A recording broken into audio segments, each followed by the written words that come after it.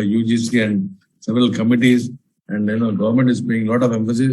So still people are learning. So you can't see the change suddenly, but you will see very soon that the way the questions will be framed in GATE examination. Sir, may I request you to stop that share screen so that you are more visible. Share screen. Yeah, you please stop that, sir. Okay. 1 minute. Let me see. Stop share. Yeah. Now it's good, sir. Thank you, sir. And it's a very interesting. Even curriculum is also changing very drastically, and it is aligned with the industry requirements. But when it comes to the GATE examination or IAS examination, particularly this core branches, electronics, mechanical, electrical, civil kind of thing, a lot of changes are happening. Does it really impact their see, when you're talking about GATE and IAS, engineering services, these are a very small fraction of students. But what NEP is dealing is, it is talking about a large number of students going to industry, going to job, going. Not that one. Sorry, sir. So you are heading an institution, NIT Warangal. Yeah. And your experience, the students who are graduating from an institution, getting placement in GATE. I can tell you a very interesting case. Yes. In 2020, 21 actually, when we started implementing NEP, our students used to get salary 50. Yes, in 2021, we changed the curriculum. In 22, our student, the highest salary was 65. Again, based on the review, continuous review and feedback from industry. See, the very important thing is, feedbacks, NIRF also says, employer perception, the funding perception, we are inviting them for discussion and all that. Based on their perception, again, we change the curriculum and all.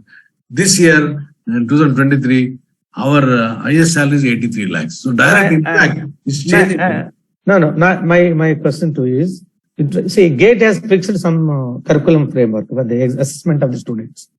So in institutions from different universities, the autonomous institutions, they are changing curriculum very frequently as per the industry requirement. How is it impacting the GATE examination and IAS examination? Are the bodies at higher level are changing accordingly the new framework? Immediately there will not be any change, but in the near future, say 3 to 4 years, because I'm also a member of the syllabus framing committee. Yes, sir. So what happens is, that we need to really see if I suddenly change and if I find 90% of the institutions still not change the curriculum and they are still thinking the old methodology, then they will be a disadvantage. So you look into the balancing of the curriculum, existing curriculum. Yeah. Students what they learn. So we are thinking how to do it in a transitional manner, in a slow-paced manner. Yes, in fact, many of the regulations I'll share with you. What is going to happen. We are taking a 360-degree feedback also in terms of feedback from the parents, from the employers, from the students, how they feel about the curriculum. What is really happening is, the industry is saying to us, saying that, sir, 80% or 90% of the students are unemployable. They don't know any basic thing. That is the biggest complaint. The reason is our faculty are not teaching them what is required. They are just telling them the basic concepts. So it's not learner-centric. It is more of a teacher-centric. I showed you the difference between teacher-centric and learner. So learner-centric, what actually he needs, whether he can really handle cases, complex problem-solving skills does he have. So this is what is now being slowly covered. So do you prefer this NRF ranking, institution ranking for MOU, or what is the criteria for getting MOU with your institution? If NIT Warangal has a case. Yeah, we encourage, in fact, MOU with institution, and NIRF rank will not get affected, but definitely your NAC rank will get improved. The NAC looks for collaborations and cooperation, innovation thing. See, once you enter into an MOU with any organization, you are learning the good practices of them, the good things, and you are getting yourself exposed, seeing what is happening elsewhere. You're talking to them, you're trying to get the new skills. In fact, we have taken up the task of training young engineers by conducting finishing schools, skill development. So there are a lot of opportunities now open by the government of India, and we have to exploit it. For example, the Prime Minister Kaushal Vikas Yojana 4.0 is talking about finishing schools. The students come out of the college, and for example, electrical student is passing out, but he doesn't know how to repair a switch or a.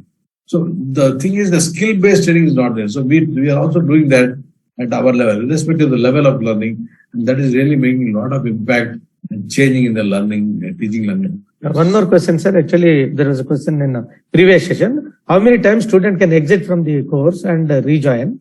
and what is the maximum duration is allowed to do?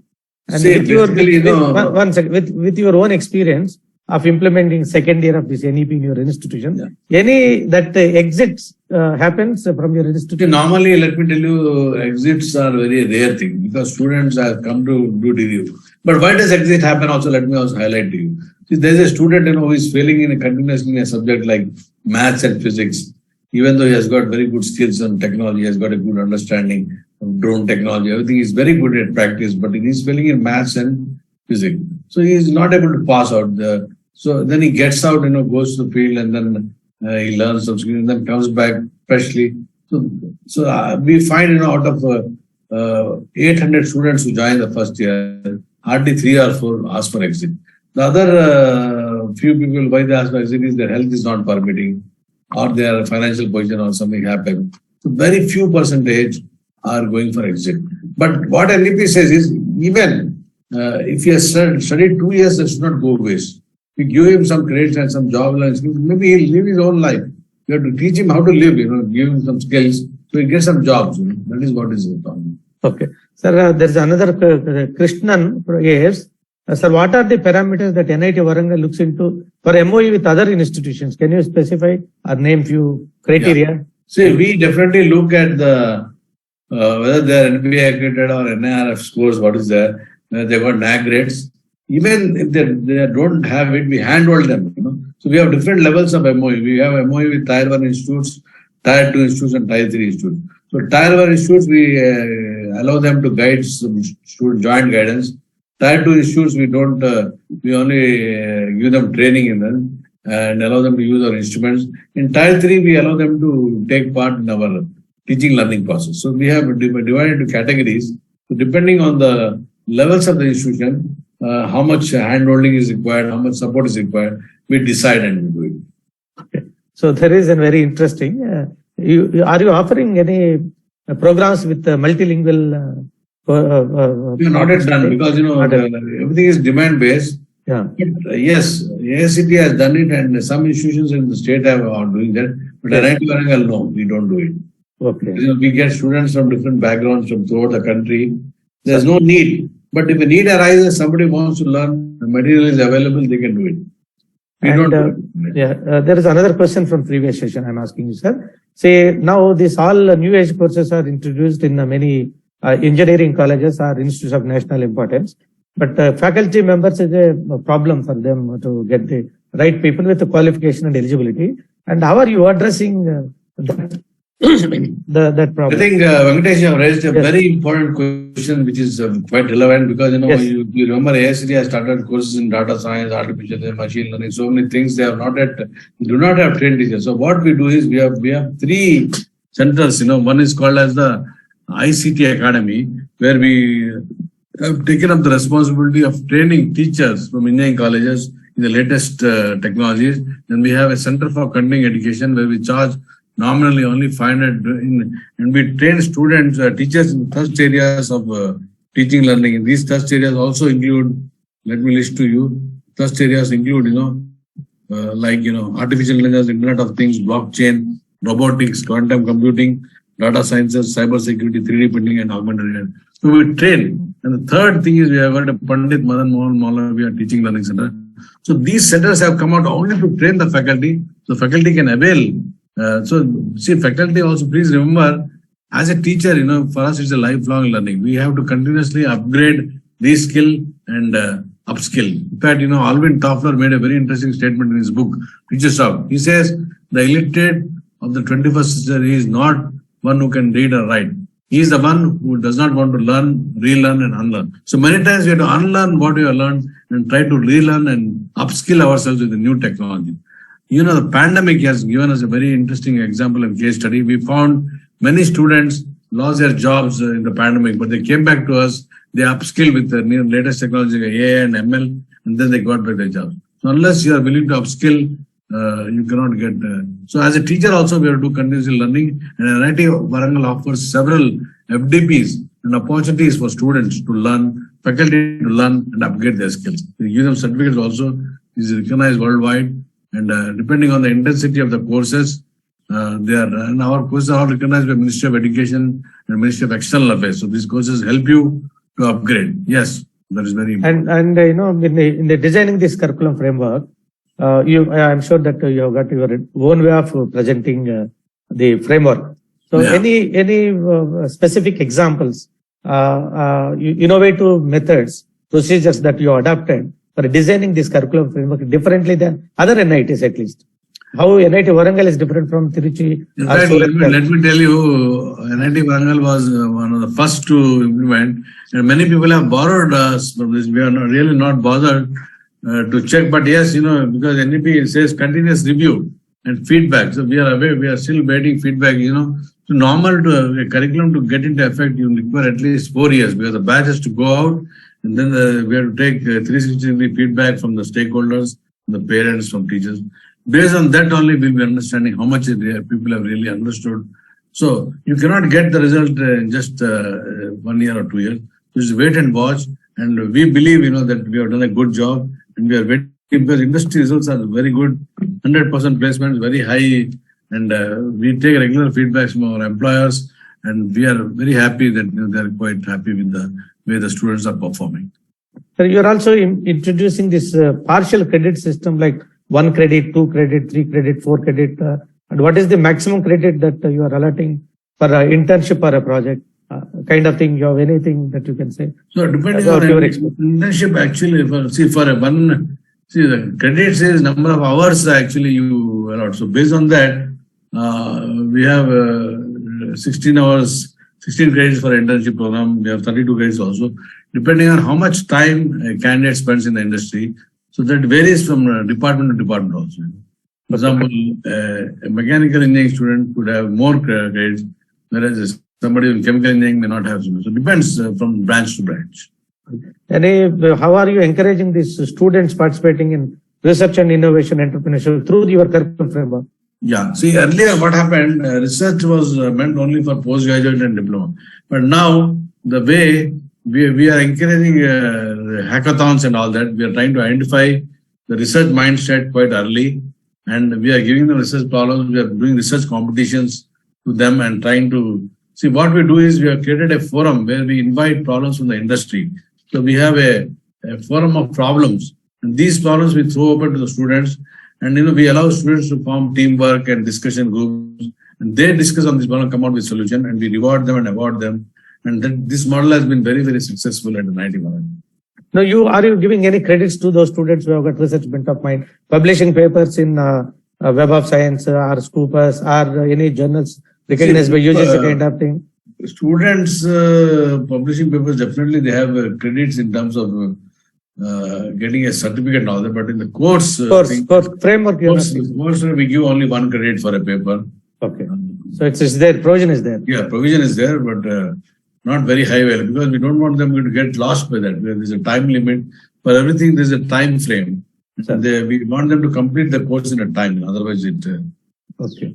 So thank you very much, sir. Any other questions from the participants, please, very quick. Sir, one question, sir. Yeah, please. Pradeep Chindi.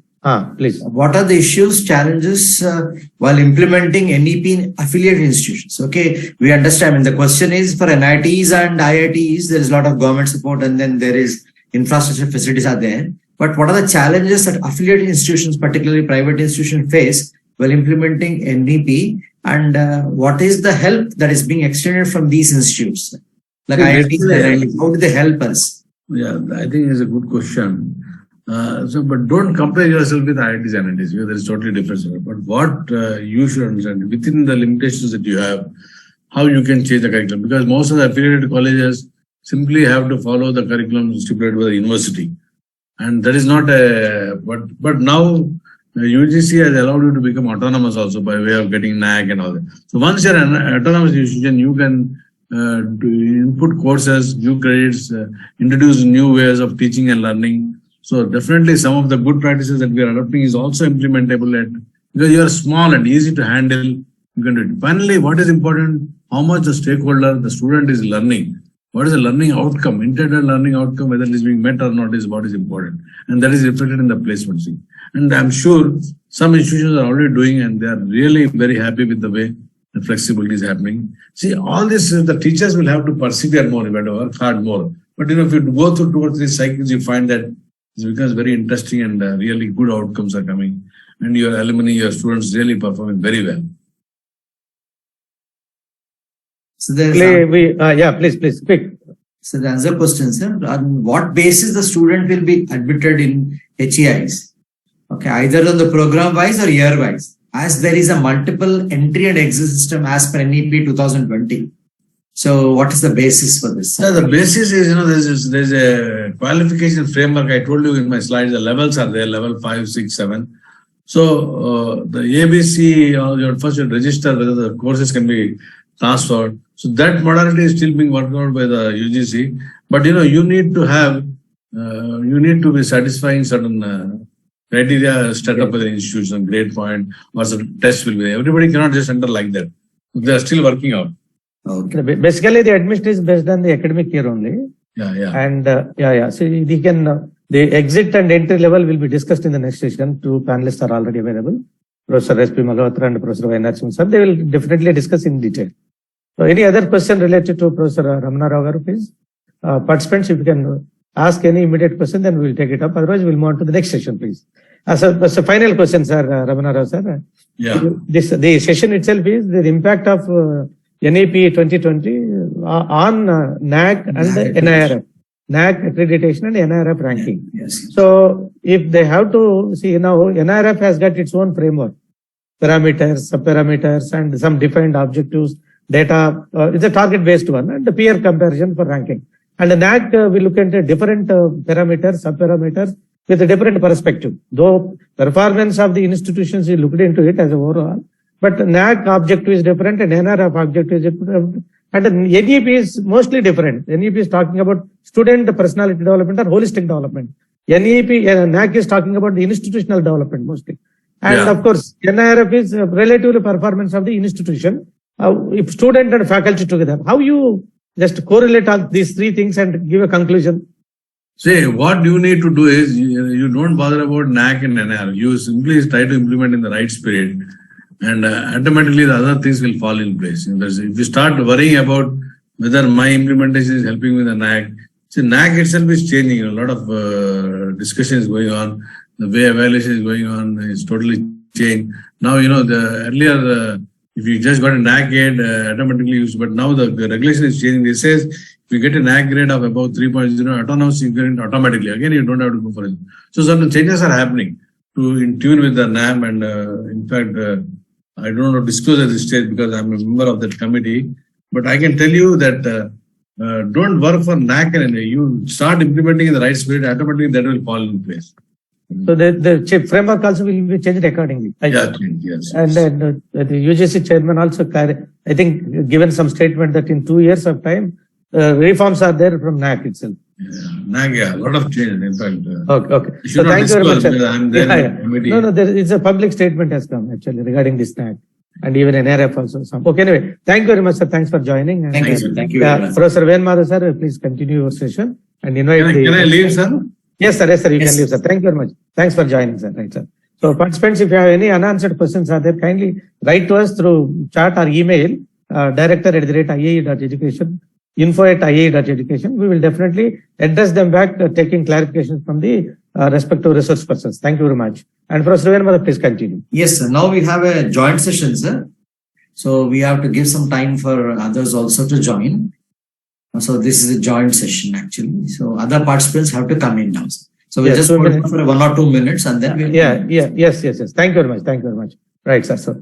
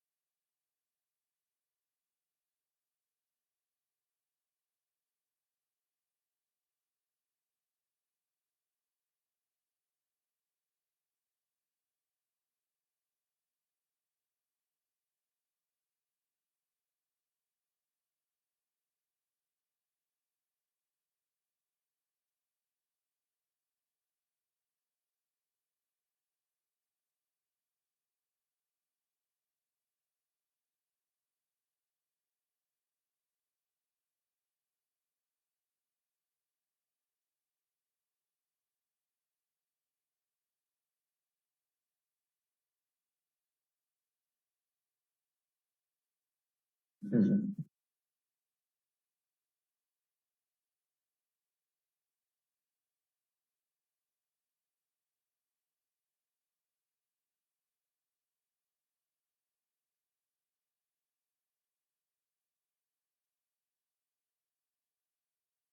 afternoon, all of you. Am I audible? Yes, sir. Yeah. So, welcome to the very important session on the topic is Academic Bank of Credits, Multiple Entry and Exit Systems. We have two important resource persons with us, and let me have the honor and privilege introducing them to all of you. So first we have Professor Y. Narsimulu Garu. He is a former Vice Chancellor, Rayalaseema University, and is also Professor, Hyderabad Central University. Professor Y. Narsimulu Garu is the Director of UGC Academic Staff College in University of Hyderabad. He has been appointed as the Vice Chancellor of Rayalaseema University, situated in Kurnool, Andhra Pradesh. The university, which was established there in 1998, has more than 100 affiliated colleges in the region now. Professor Narsimulu has joined as the third Vice Chancellor of this university for a period of 3 years. Professor Narsimulu was the Registrar of University of Hyderabad from 2003 to 2008. Prior to that, he was associated with the JNTU Hyderabad as Faculty of Mathematics for 12 years, and he also served as the Deputy Secretary in the University Grants Commission. He was born in the Chittoor district. He had his education right from undergraduate degree to PhD from Sri Venkateswara University, Tirupati. Welcome, sir. Thank you. Thank you, sir. Thank you. Let me also take the honor in introducing our another speaker.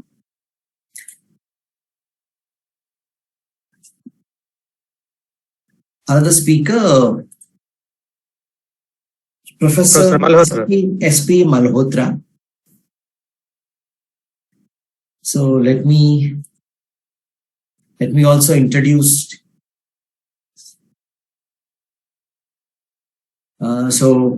This again for this afternoon session of second national level workshop on curriculum framework.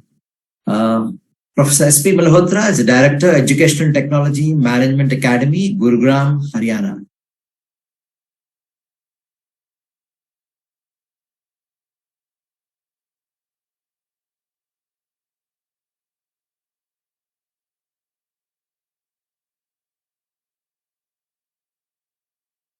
Hello? Professor Madhav? Yeah, sir. Sorry, sir. Please continue. Yeah. So, Professor S.P. Malhotra is the Director, Educational Technology Management Academy, Gurugram, Haryana. Welcome, sir. Professor S.P. Malhotra, presently the Director of Educational Technology Management Academy, Gurugram, Haryana. He has been a Professor of Education Fellow at the National Institute of Educational Planning and Administration and Chief Consultant, Ministry of Human Resource Development, New Delhi.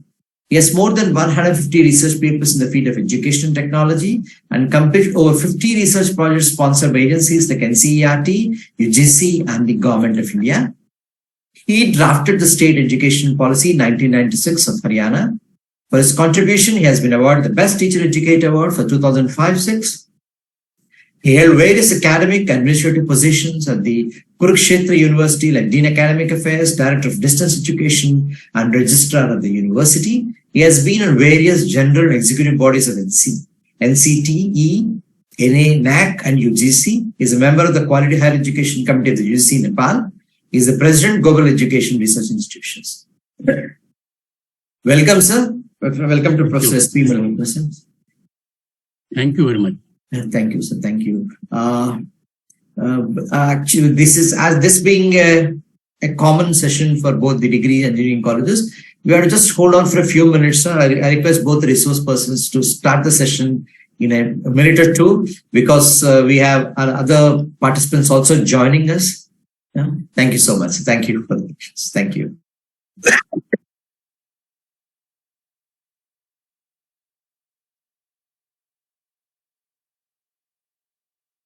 We'll hold on for a few minutes and then we'll be back. Thank you. Kindly do. Thank you.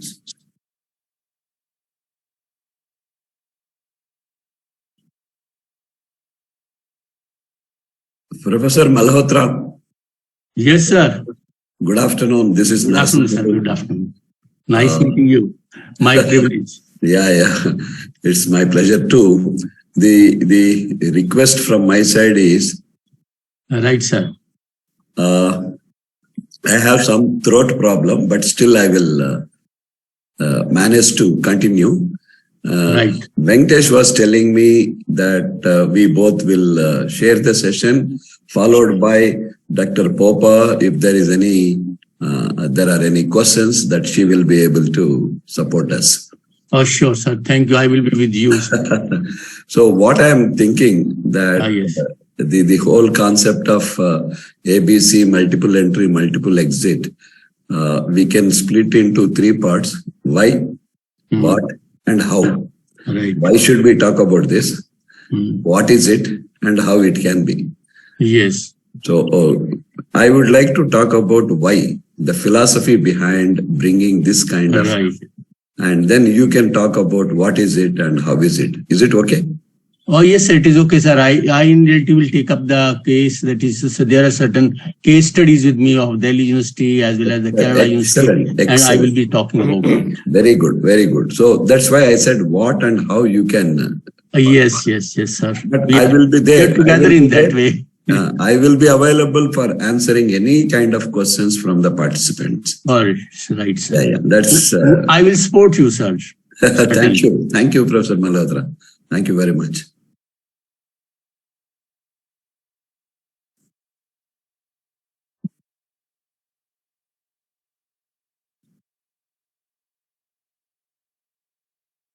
Share screen. Please take share screen, sir.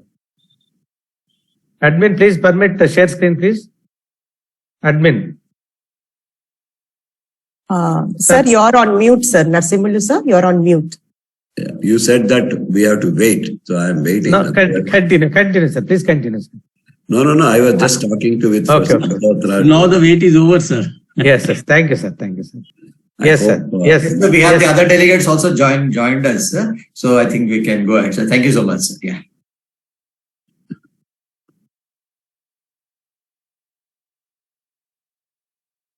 I hope my screen Yes. is visible. No? Visible, sir. Please go with the presentation mode. Yeah. It is on Okay. presentation mode. Okay. Thank you, sir. Please continue, sir. Right. Good afternoon, friends. Good afternoon, all the participants from different parts of the nation. And thank you very much, Mr. Venkatesh, for giving an opportunity to interact with some of our fellow teachers across the country, and more so experts like Professor Malhotra, Dr. Popa, where we can all have some kind of interaction and exchanging our ideas. With this, I just want to say a few things about the topic that it is given, which is the need of the hour. And also, I would like to appreciate, it's not for the sake of pampering or anything. Somebody getting an idea of conducting this kind of workshop is laudable, in my opinion, because when I look at the national level, many institutions are still discussing and debating, and I can go to an extent saying that people are waiting for something to come from the sky to tell them or guide them what to do. When they are so independent, when they can do, people are still, waiting for some guidance or something. I wonder, and I'm still surprised. So at this point of time, when people have taken so much of interest to attend for this today workshop, I personally appreciate. And I will conclude when I am saying that why I'm appreciating too. So when it comes to the topic of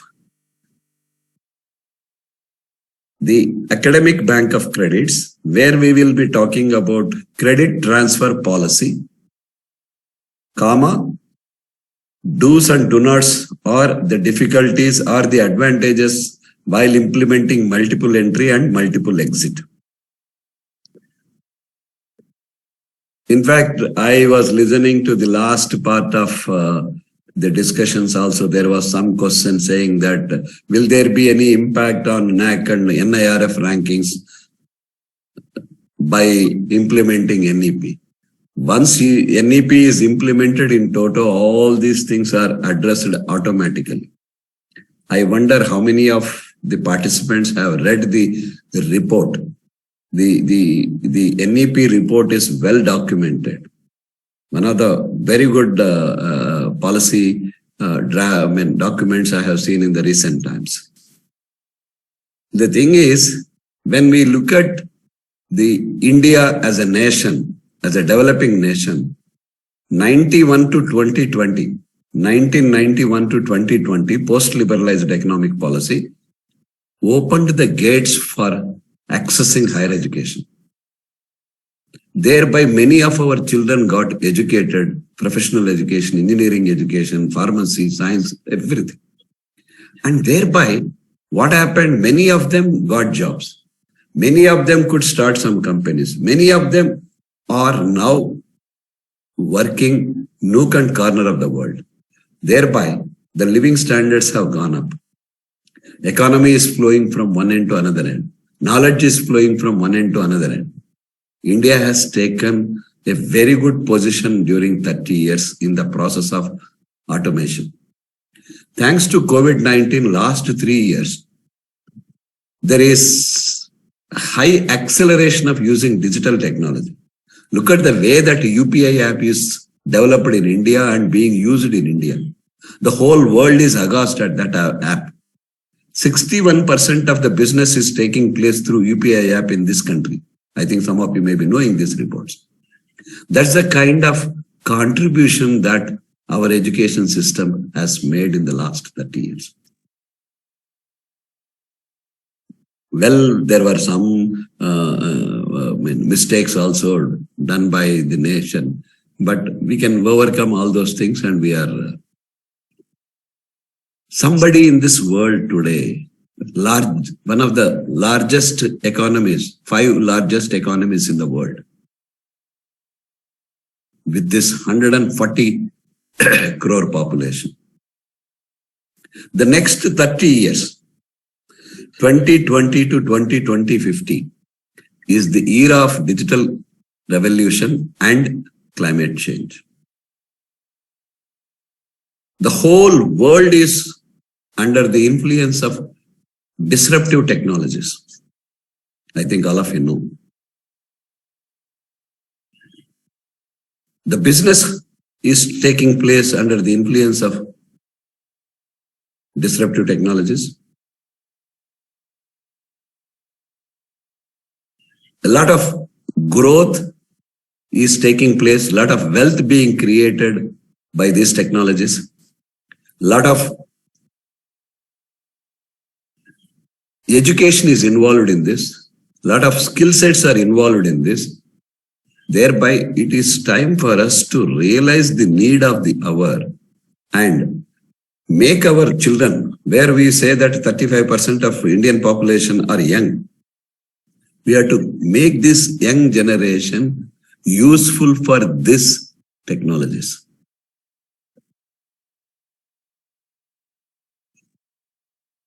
Knowing pretty well that these are the 2 major areas where the businesses, opportunities, and employment, education are involved, we cannot pretend ignorance saying that, no, I go to college, we still follow the same thing, teacher is the ultimate, and thereby we do our things in the rote methods. No, people will not accept and appreciate. You know, the students who are there in the classroom today are all born in 21st century. 2023, your children must be 18, 19, 20, 21, BTech or BSc, MSc. Maybe exceptional here and there, maybe last 2-3 years, 97, 98 like that. But majority of the children born in 21st century who have seen internet right from their birth. Internet right from their birth. That means they have access to information. We should not ignore that fact. And we should not be under the impression that they don't know anything. We only have to go to college and we have to go to class and tell them, otherwise they will not be able to learn. That is a myth, please. Don't go by that. They have n number of resources and you as the teacher is one of the resources. And even institutions. Don't be under the impression that I am the only institute in this town and thereby they have to come to my college, otherwise they will not get any education. There is a virtual space created. And very soon, Government of India is launching Digital University in August 2023. Under such conditions, India is planning to move ahead, and by 2047, the country is expected to become a developed nation. I am sure that India will become a developed nation by that time, even before that also. When we were talking about gross enrollment ratio in 90s, it was only single digit around 7 to 8. And today we have gross enrollment ratio around 30. We have crossed the world's average. Why I am saying this, the expectation of gross enrollment ratio on par with developed nation should be around 50 by 2035. And it is possible. If only we take some, or if we put some extra effort, and that extra effort by means of implementing NEP is possible. NEP is well timed. Now it is time to see that our students are trained in the right direction to make them as right citizens. Beyond employment, we should think of making our children as wealth creators, not job creators. Job creators का बात हो गया. 10 साल के पहले वो बात करते थे हमें. Now we are talking about wealth creators. We need wealth creators. Look at the unicorn companies. Today there are about 23 unicorn companies in India. More than China, more than some of the good nations. That's the kind of impact that has been created in the last 5 years. If only you create an opportunity for them to learn, give freedom to choose their choices, give them some more flexibility in the learning. Don't be so rigid. You should do this 160 credits as per AICT norms, otherwise AICT will cut your head. These regulatory bodies also are becoming cynical. And we are now, in my view, NCTE doesn't exist. They have spoiled that B.Ed education in this country. So now UGC and AICTE should not do that. Give that kind of a flexibility to the student. Freedom to choose the courses as they like. You remember the previous speaker was mentioning, even though the student was very good in programming, doing good internship, good programming, he may fail in mathematics and physics. That doesn't mean that he is unfit to be an engineer. Can you say like that? Why not we allow them to do 2 other courses in lieu of those mathematics and physics? I don't know why we are still having that stigma of, no, these 5 courses, these 6 courses per semester into 48 and 160 credits, they should get like this. That is what exactly provided by ABC. Government without asking, without deliberating with these institutions, they have issued gazette notification. I think all of you know this. ABC is a gazette in this country now. It is a rule where the students are empowered by allowing them to do up to 50% of the courses from outside the institute.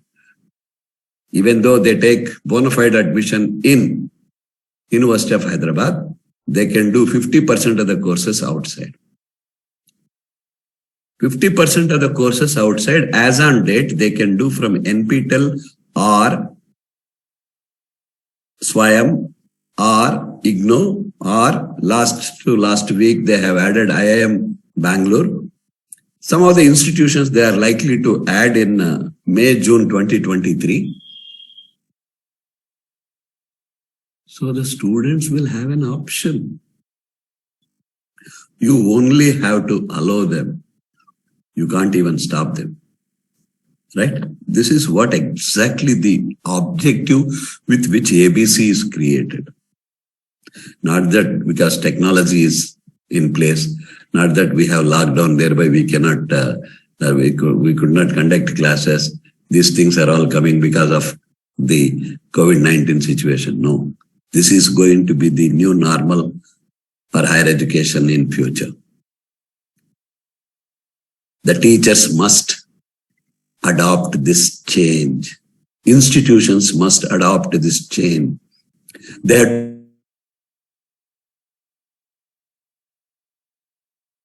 Sir, I think some internet issue is there. Your internet problem is there. You please mute your video and start sharing your presentation with audio. Professor Narasimha Garu? Professor Narasimha Garu, please respond. Professor Narasimha Garu? I think some disturbance is there. Okay. Professor Venamada, sir? Yes, sir. Can we request Professor Malhotra, sir, to continue? With Yes. apologies to Professor Narasimha Garu because there is some technical problem for his video, I believe. Okay, sir.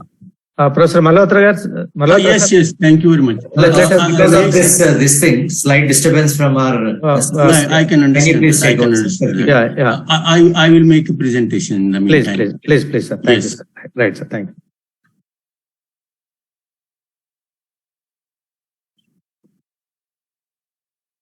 Friends, thank you very much. Thank you very much, Professor Venkatesh. And really thanks to Dr. Narasimha for giving me the chance to be here because Professor Narasimha is having some problem. So I will make a presentation, friends. In reality, I should say that my presentation is not about that is what is the source and how the national policy is going to do all those things. Professor Narasimha has wonderfully said so many things and he was going to say so many things. I will tell you what I want to say and how I will go for. So I'm no doubt I shall be talking on academic bank of credit in the multiple entry and exit system, but I will certainly be talking only what are the experiences people have started. Many of the universities have started. What are their experiences, how they have come up. And I will take the few universities right from Delhi, Kerala and Tamil Nadu. So these are the discussion points what I will be doing. Sir, please put on this slideshow mode, sir. Okay. I will do it. Just a minute. My slides. Yeah. Here in the down the view, you can see that slideshow. F5, please. Yes, F5. No. Yeah. Please press 5.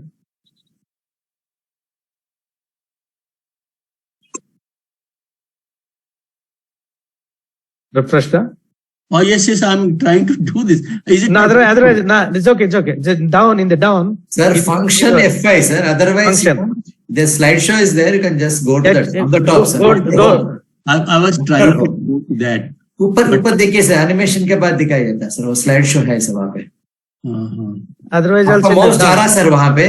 नहीं. Animation के next है sir वो. हाँ, animation के बाद next sir, next mouse. Next, sir. Yeah, next. Take next one. Slide show है ना sir, slide show दिखाई दे रहा है. No. Anyway, you continue. Otherwise, you see here. I'm back. Hello. Yes, sir. So some problem is there with your internet streaming. Sorry, there is a power shutdown here because of the rains that we had, and I'm sorry for the interruption. I feel very sad for this. So what I want to say is I may not be able to show the slide, but I will share the important things. Let me tell you, and I will come back. Again, I will come back after Professor Malhotra's speech. Because bandwidth appears to be low from your side, sir. So you can just mute your video, then audio can be there so that, we can optimize the use of bandwidth. Okay. So the point what I want to say is, by way of academic bank of credits, the facility that has been extended to the student in pursuing the courses as per their choice. That doesn't mean that he will go and do whatever he likes. You can still say that for a BA history student that he should do history courses, say 10 courses, core courses he should complete. Fine. It's a compulsory where he has to get that BA history. Or BTech mechanical engineering, he should do these are the 25 or 30 courses which are compulsory. Fine, he will do that. The rest of the courses, there should be some freedom where the student can pursue the courses. And not necessarily coming to 10 to 5 college in future would be very, very difficult. So fixed timings, he may not be able to attend the classes. So he prefer to listen to your lectures if they are available on the web. So a parallel stream of online education should also be encouraged. That's why my suggestion to all the institutions that when you go back from the academic year 23-24, you should think of implementing blended learning in your institutions. And down the line 2 years, 23-24, 25, you should be in a position to come to a public domain. All your teachers should be available online. Lectures should be available online. For anybody, a child from Mizoram can also access the good quality contents of Hyderabad University. A child from Srinagar, Kashmir can also access the quality contents of NIT Warangal. They will not take exam, but they will listen to your lectures, as how we are all enjoying NPTEL lectures. So this is the kind of a cultural change we should bring in. Thereby the students will develop more and more interest to pursue their education. And these disruptive technologies areas, all of you must be knowing: artificial intelligence, deep intelligence, machine learning, your robotics, CRISPR, blockchain technologies, 3D printing, digital development, transactions. All these things should be integrated somewhere down the line in our curriculum. This is where the problem comes. Many of the teachers are opposing. Some teachers, they go to an extent saying, no. Our workload will come down, our jobs will go. A cynical statement. Rather than worrying about your workload, why don't you come prepared to learn something more and say that you will teach a new course? Tomorrow morning, you will say that you will be in a position to teach cyber security, which is not a rocket science. We all follow through in our mobiles also to some extent about these things. If UGC is insisting, yeah, we can offer that course also. Not that great difficulty. No, my point is, we should have a mechanism of offering the flexible courses at the flexible timings of the students. That is the kind of empowerment being given by ABC. Thereby they have that in their hand. And the last point I would like to say, how do you adopt credit transfer policy? Credit transfer policy, my suggestion is the following. See, to the extent possible, when you look at NPTEL or SWAYAM or any other courses, undergraduate courses, postgraduate courses, generally of 4 credit nature. Some are 2 credits, laboratory or some skill-based courses. Or some cases 3, 2, 3, 4. Very rare there are 5, 6 like, but majority are around this. So have some kind of a uniformity with your institute and allow the student to pursue these courses from other sources. Thereby there will not be any incompatibility. Go back to your academic council, academic senate, or any other unit which takes the decisions of the academic ordinances. First and foremost, you should amend the ordinances to allow credit transfer within the institute, within the country. A student can do courses anywhere as they like. The moment they submit the certificate along with due credit should be accrued and given degrees. If possible, you also offer some of the skill-based courses. Every institute should take some additional responsibility to offer skill courses. There are n number of opportunities. Post-COVID, we must have seen the change in the job market. What kind of jobs, how people are working on the web, sitting at home, what kind of businesses they are doing. A lot of services are being extended through online. So we can encourage all our children in this direction too. By 2026, take it from me, I am giving you all the milestones. There will be a big change throughout the world. People will not talk about degrees. They talk about only skills. Degrees will be discussed only when you go for teaching jobs or research jobs. For all other jobs, it is only skill set. With the basics, with the basic education, one must have some kind of an understanding. Not hi-fi. Many Europe countries, Australia, many local children are not even thinking of going to higher education. I mean, post-graduation. Only undergraduation, they get job and they get out of that place. And no student of Europe coming for research in the last 6-7 years. That is the situation. Yes, you may ask, so what about research? Who will do? There will be. Once this presentation is over, then we can add into a question answer session, please. Okay. Let us request Professor Malhotra sir to present. Yeah. So with this, there will be, yeah. Okay. So with this, what I want to say is, there is a need for introducing ABC, and all the institutions must adopt credit transfer policy immediately. This is what I want to say. And I will take the questions of that multiple entry, multiple exit towards the end. Yes, sir. Maybe now I request Professor Malhotra to continue. Thank you, sir. Thank you very much, Professor Narasimhalu. Really, it is a pleasure to be with you. And I will just make a presentation.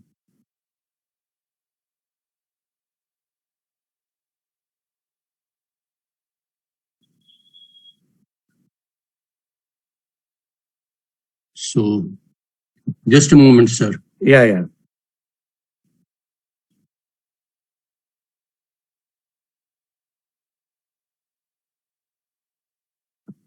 No, if you see. Yes. Yes. Yes. Slideshow.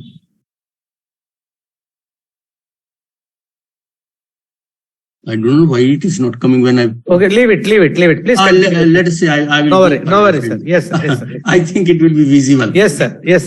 Yes. Okay. Friends, what I was just starting when Professor Narasimhalu was having a little issue with the internet system. So I will these are the discussion points which I should be taking. Just a little bit I shall be talking about the eligibility of credit transfer, etc. Then certainly I will be talking about what are the I should say experiences of the universities, right from Delhi University to the Kerala and all this. This is what I am going to do. And just to tell you, friends, what is the meaning of this 120 credit course? I will tell you one thing, friends. There is something called as a program. There is something called as a course. Graduation is a program. And courses, if you are having BTech in one particular thing, that is a or BCom, these are the courses. So this is what is the meaning. I just wanted to tell you the meaning. So what is the meaning of 120 credit course means? That is a credit rating system means that is 10 national hours as equal to 1 credit. You may be asking what is the meaning of national. I know that many of you must be knowing it, but I am just repeating for my sake. That is, it is the average time a student takes in order to achieve the learning outcomes. You know that his learning outcomes are there, and all of us are going for the learning outcomes, and all these things are there. So if a certificate which means has 120 credits, it means 12 credit and having 10 modules, 12 modules. So it means a module consisting of 12 credits means 120 national hours. In simple words, it means like that. So it means that is, there will be 15-week semester, isn't it? And in this 15-week semester, naturally there will be 8 hours of study will be there. So that's why 128 national hours are there. Just I wanted to tell you the meaning of this credit course. What is the meaning of this?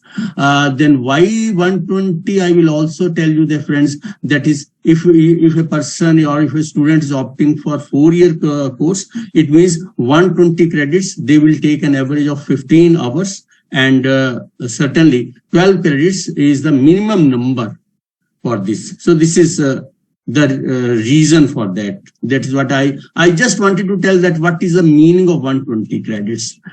So you also know that there is a national e-governance division in the Ministry of Electronics, and they have created this academic bank of credit. It is based on DigiLocker's framework, and the students can open the academic account with that. You all know all those things, and this is, in simple words, I will say, no doubt Professor Nasimalu was talking about the engineering. I will simply take, if a BCom student studies in one college, he can certainly change the college after 1 year. This is one thing. And he can join the same course after a break also.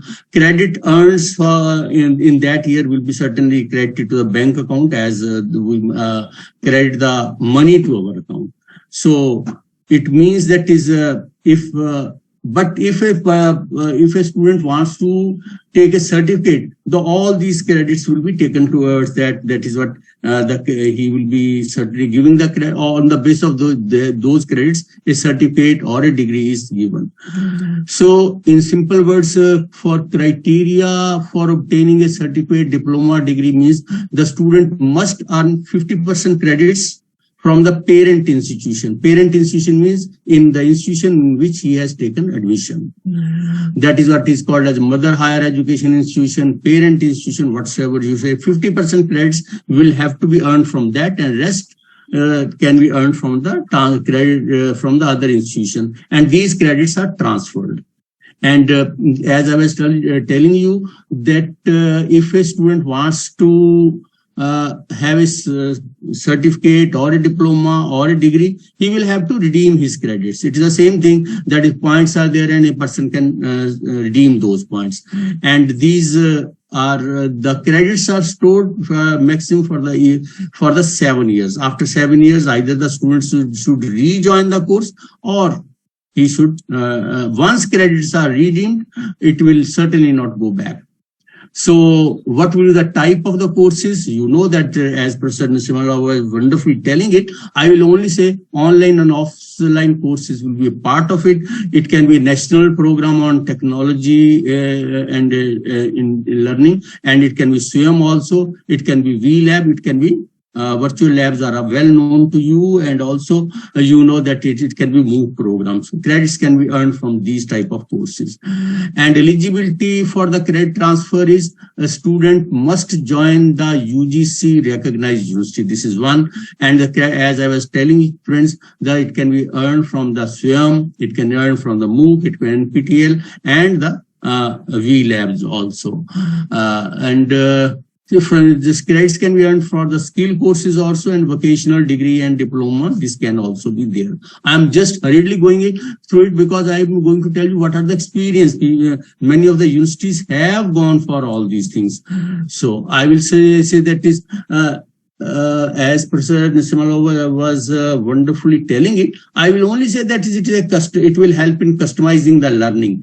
That is, it will be giving the greater choice, as he has already said, and it will be liberal mix of educational programs. Program, I have already said what is a program, what is a course, those things I have already said. And multiple entry and exit system in higher education will help in tailoring our courses. Let us say a person will have to tailor his or her own course according to his needs and desire. That's what the tailoring degree is. That is, if a person wants to have physics on one side, engineering, any engineering subject on the other side, and commerce subject on the other side, that he can certainly tailor his degree accordingly. Only objective is that he must get employment somewhere. And as I have already said, that is, if a student studies one course a year, and then he can switch on to the another course in another year, that is already there.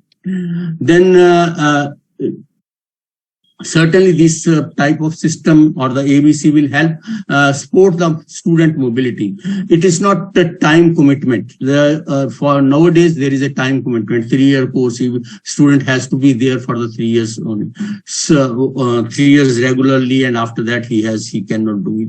But here the time commitment is not there. It will reduce the time commitment, and also it will lower the risk of student dropout also. We know it that students, many of the students have to join a particular, I should say, industry or something like that for employment, and then he cannot come back. But this will allow it.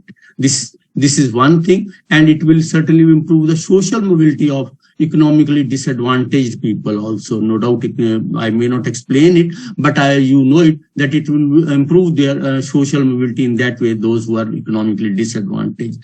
And those students will, every time the students will not have to start from the scratch, because once nowadays, if he leaves the course again, he is taking admission in the same course again. Now, after the ABC system, certainly he will not have to go for, and he can, even if the student can track his own progress, because on the digital platform he can find out that is how much he has achieved and how much more is to be achieved. So I should say in simple words, every effort is being rewarded by a certificate or by degree, something like that. So it will certainly boost the confidence of the students.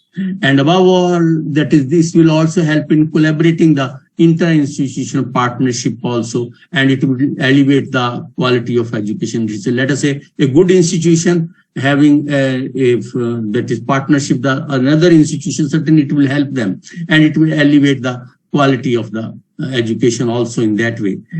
And certainly, friends, it will main objective is to promote employability. We know it. That is, if whether it is a vocational course or whether a person has joined from any other institution to go for employment, and then again coming back and again refining the skills, again going to this. So that's why there are multidisciplinarity system in government. That is, we know nowadays one discipline will not be helping us, as Professor Narasimha was telling, that if a person is doing what is that called as electrical engineering, he can certainly go for the computer courses also in order to boost his or her employment. And certainly it is a multi-modal approach which will help him in an employability, because nowadays there is something called as commerce as well as knowledge economy system is there. So that's why adaptability in that programs are there, so that more employment can be generated. Above all, I will say that is dropout rate will certainly reduce, and the gross enrollment ratio will go high. That these are the employability aspect I was talking. And just I will tell you, if many of you might have seen this that is 4-year degree program, this undergraduate program. So I am just telling you the constitution of this 4-year undergraduate program. One thing is there will be a common introductory course for natural sciences, humanities, and social. First 2 semesters will be for that. First 3 semesters will be common for all the graduations courses. And another is that it will include the regional language also, English and yoga, etc. will also be there. And credit transferability will be with the 160 credits. That is, 1 credit means 15 hours of the classroom teaching. We know it. So therefore, in the 3rd year, students will be choosing the major, that is in which they want to go for in depth.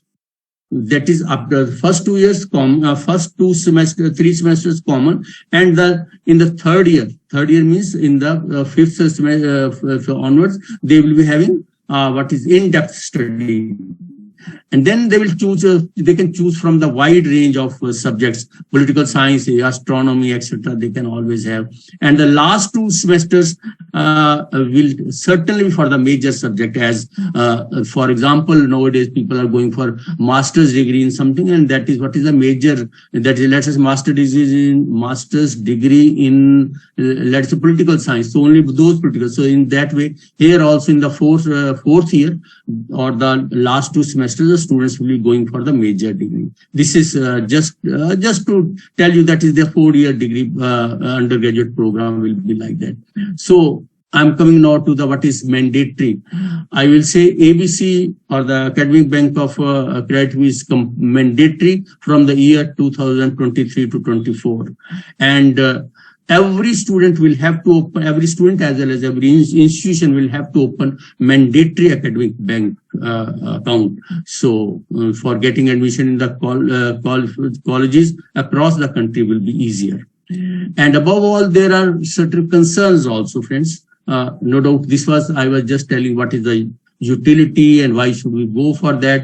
As President Simala has also said that certainly it is a good thing that people can, the student can transfer from one subject, and they can multidisciplinarity is there, multi-exist system is there, multi-entry is there. He can leave for 2 years and again a student can come, that type of thing is there. But there are certain concerns. I will be talking of those concerns, and then I should be talking of that is what is the experience of the universities. Many of the universities, as I've already said, they have gone for it and they have already registered for the ABC program. So I'm going to tell you this, but it is no way I'm talking the darker side of it.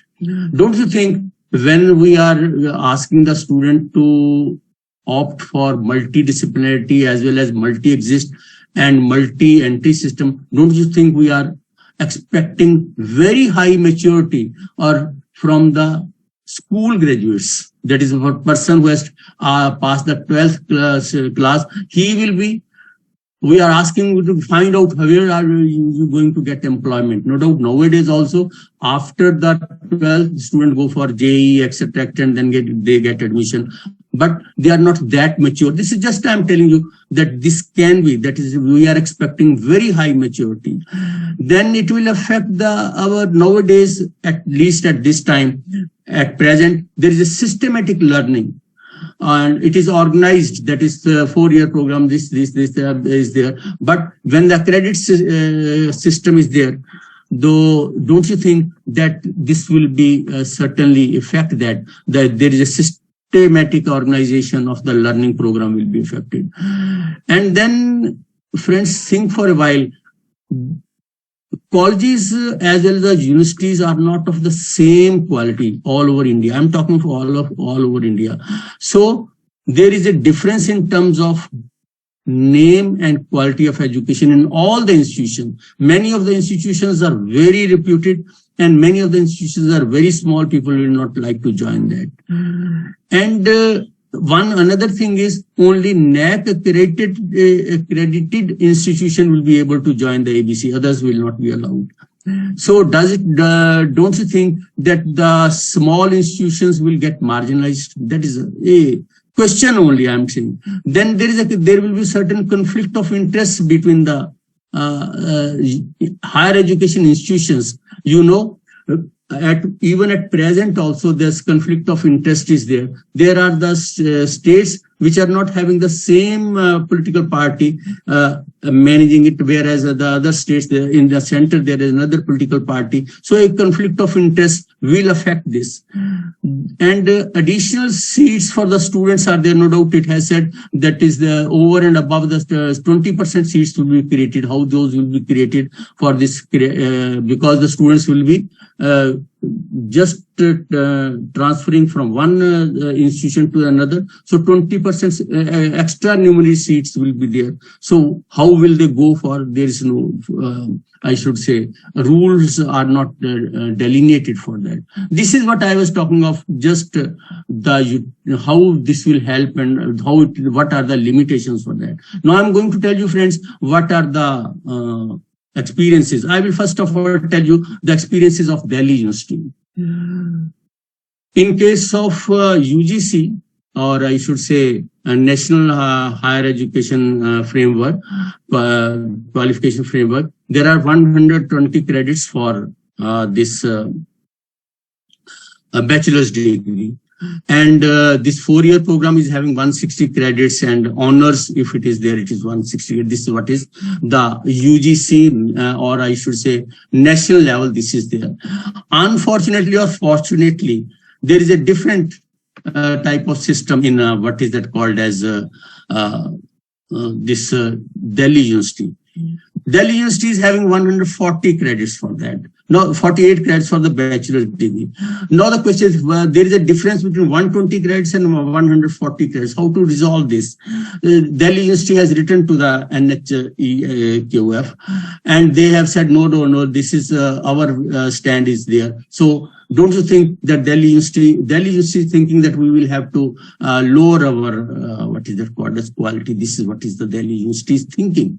My point is, this is a great problem because the credits are not the same in all the universities. That's why this type of system is coming up.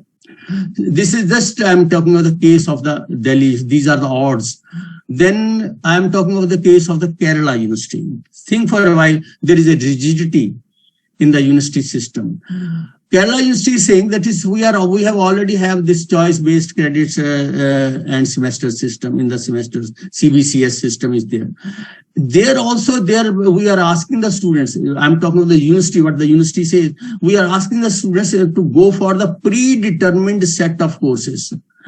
Now, when they are going for predetermined in such a case, then how will they go for getting students from outside, which they have not as joined as a parent university, as they have not joined? How will it not affect them? That is what we want to ask. You know that is Kerala State Higher Education Council is there. They are asking that students studying in the large colleges will receive more number of choices than the students studying in the smaller. What will happen to that? Because more choices will be there with the students who are receiving, who are in the higher, larger colleges. This is what they are saying.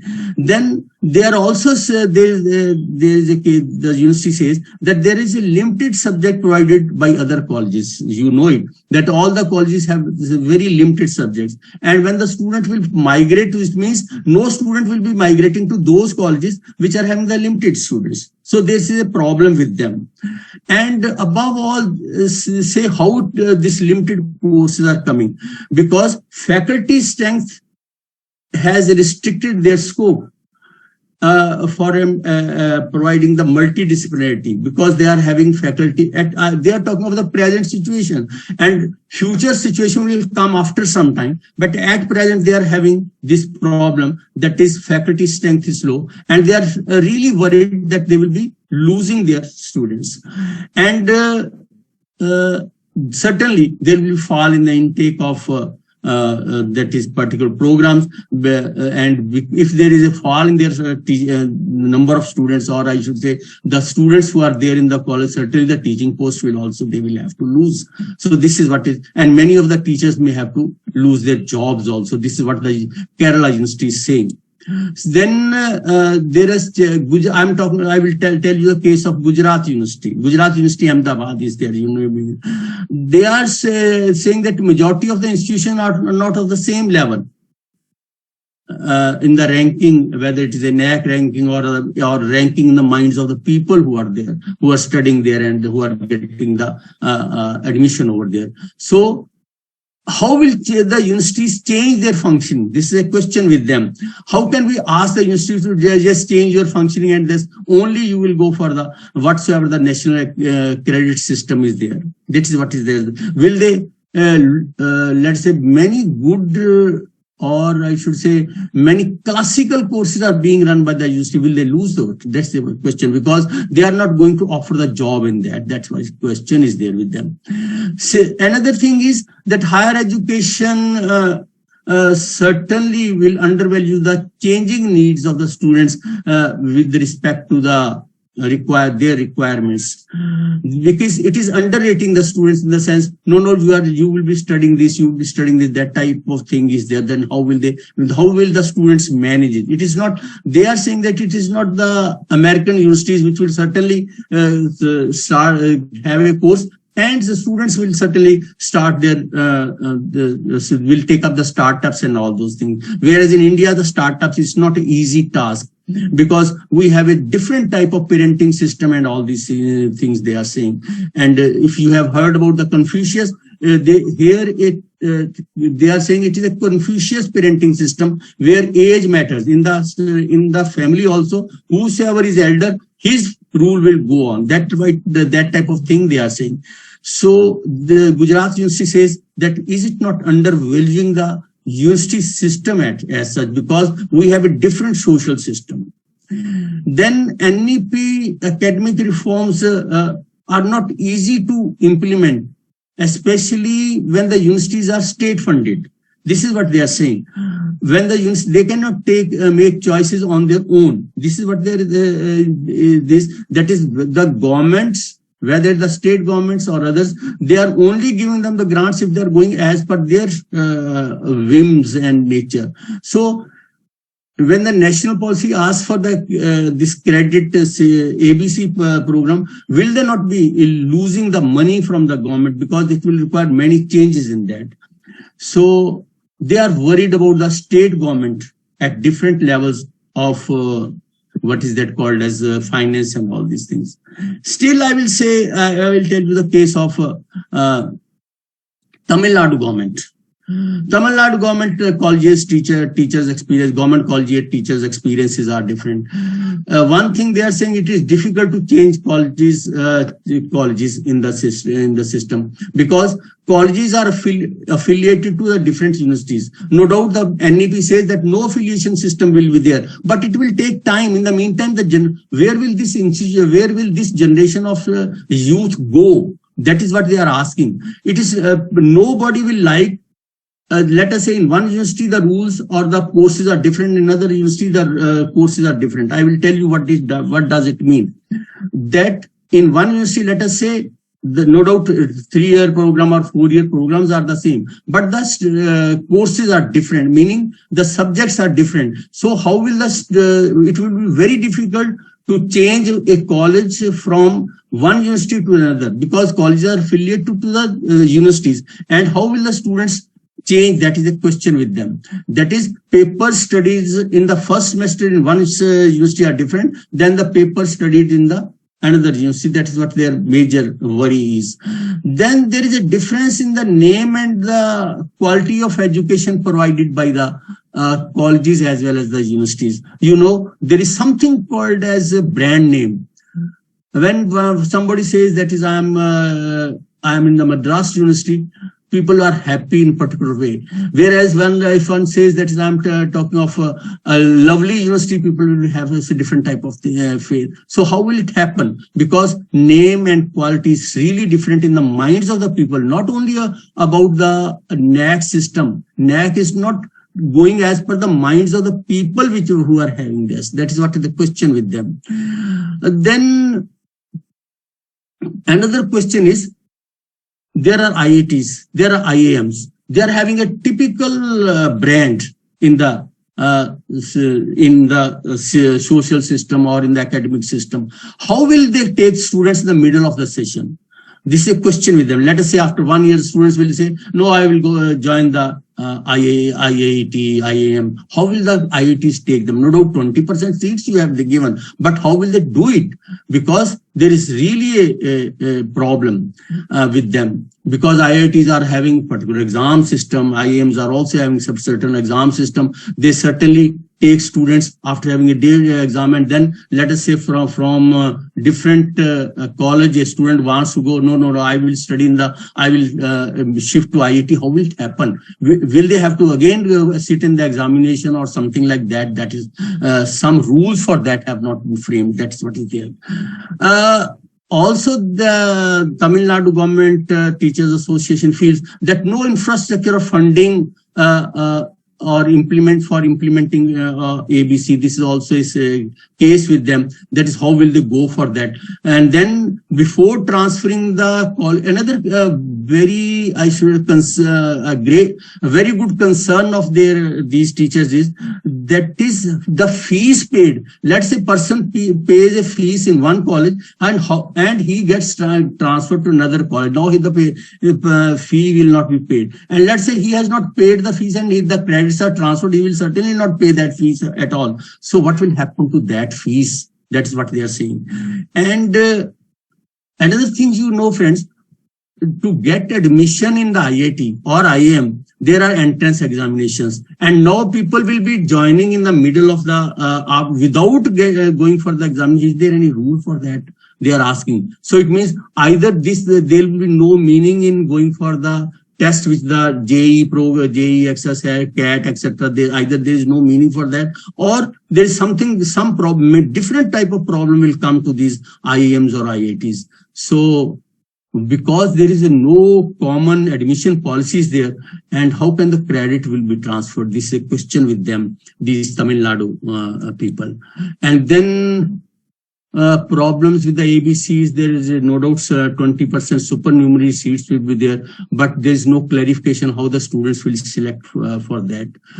Friends, then above all, see for a while, MOOC platform is there, no doubt. It is a very good thing. And ABC will accept all the courses which are there in the MOOC. How reliable this assessment of MOOC will be? Because MOOCs are the program which can be created by any system in order to enhance their quality and enhance their skills and all these things. Will they be able to do it? Then no doubt NAC says that is only those institutions will be going for which are having the A grade. So will it be a filtering criteria? Is it sufficient criteria for filtering it?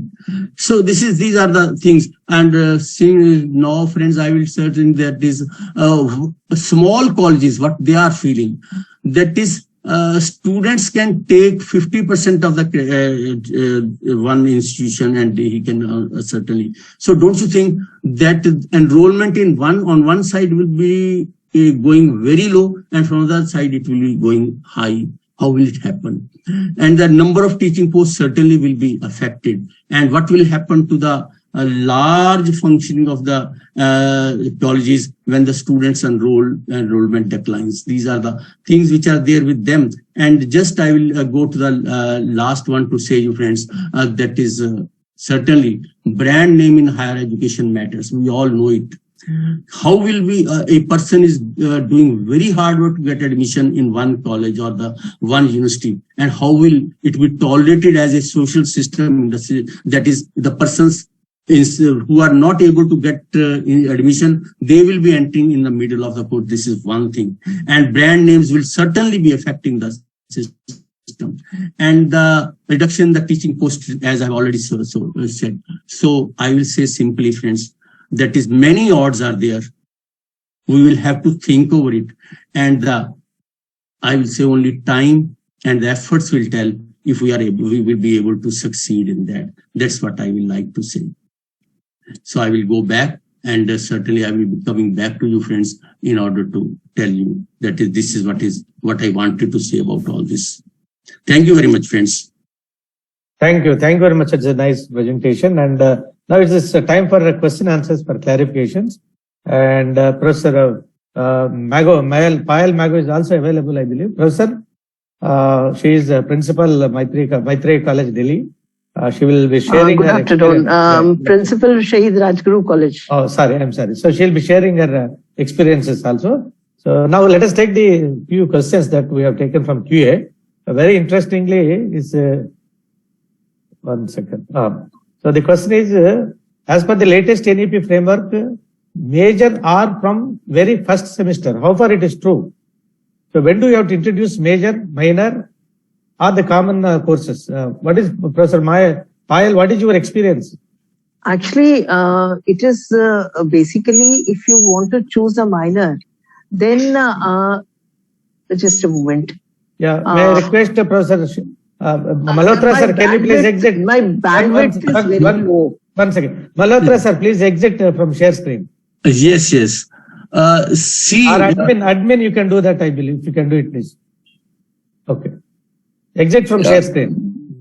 My bandwidth Dr. Mago is very speaking. low. He needs to close the screen sharing, not exit, otherwise he will be out. Okay, take it. Then you can re-join. Okay, anyway, just you minimize that. Then. Okay, that's fine. Professor Payalji.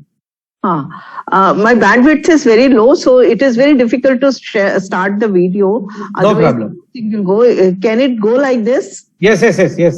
Okay. Now, as right now, the speaker who explained in detail about ABC and other credit frameworks, it is not very difficult to choose major and minor, maybe in the first semester or maybe in the second semester, maybe later.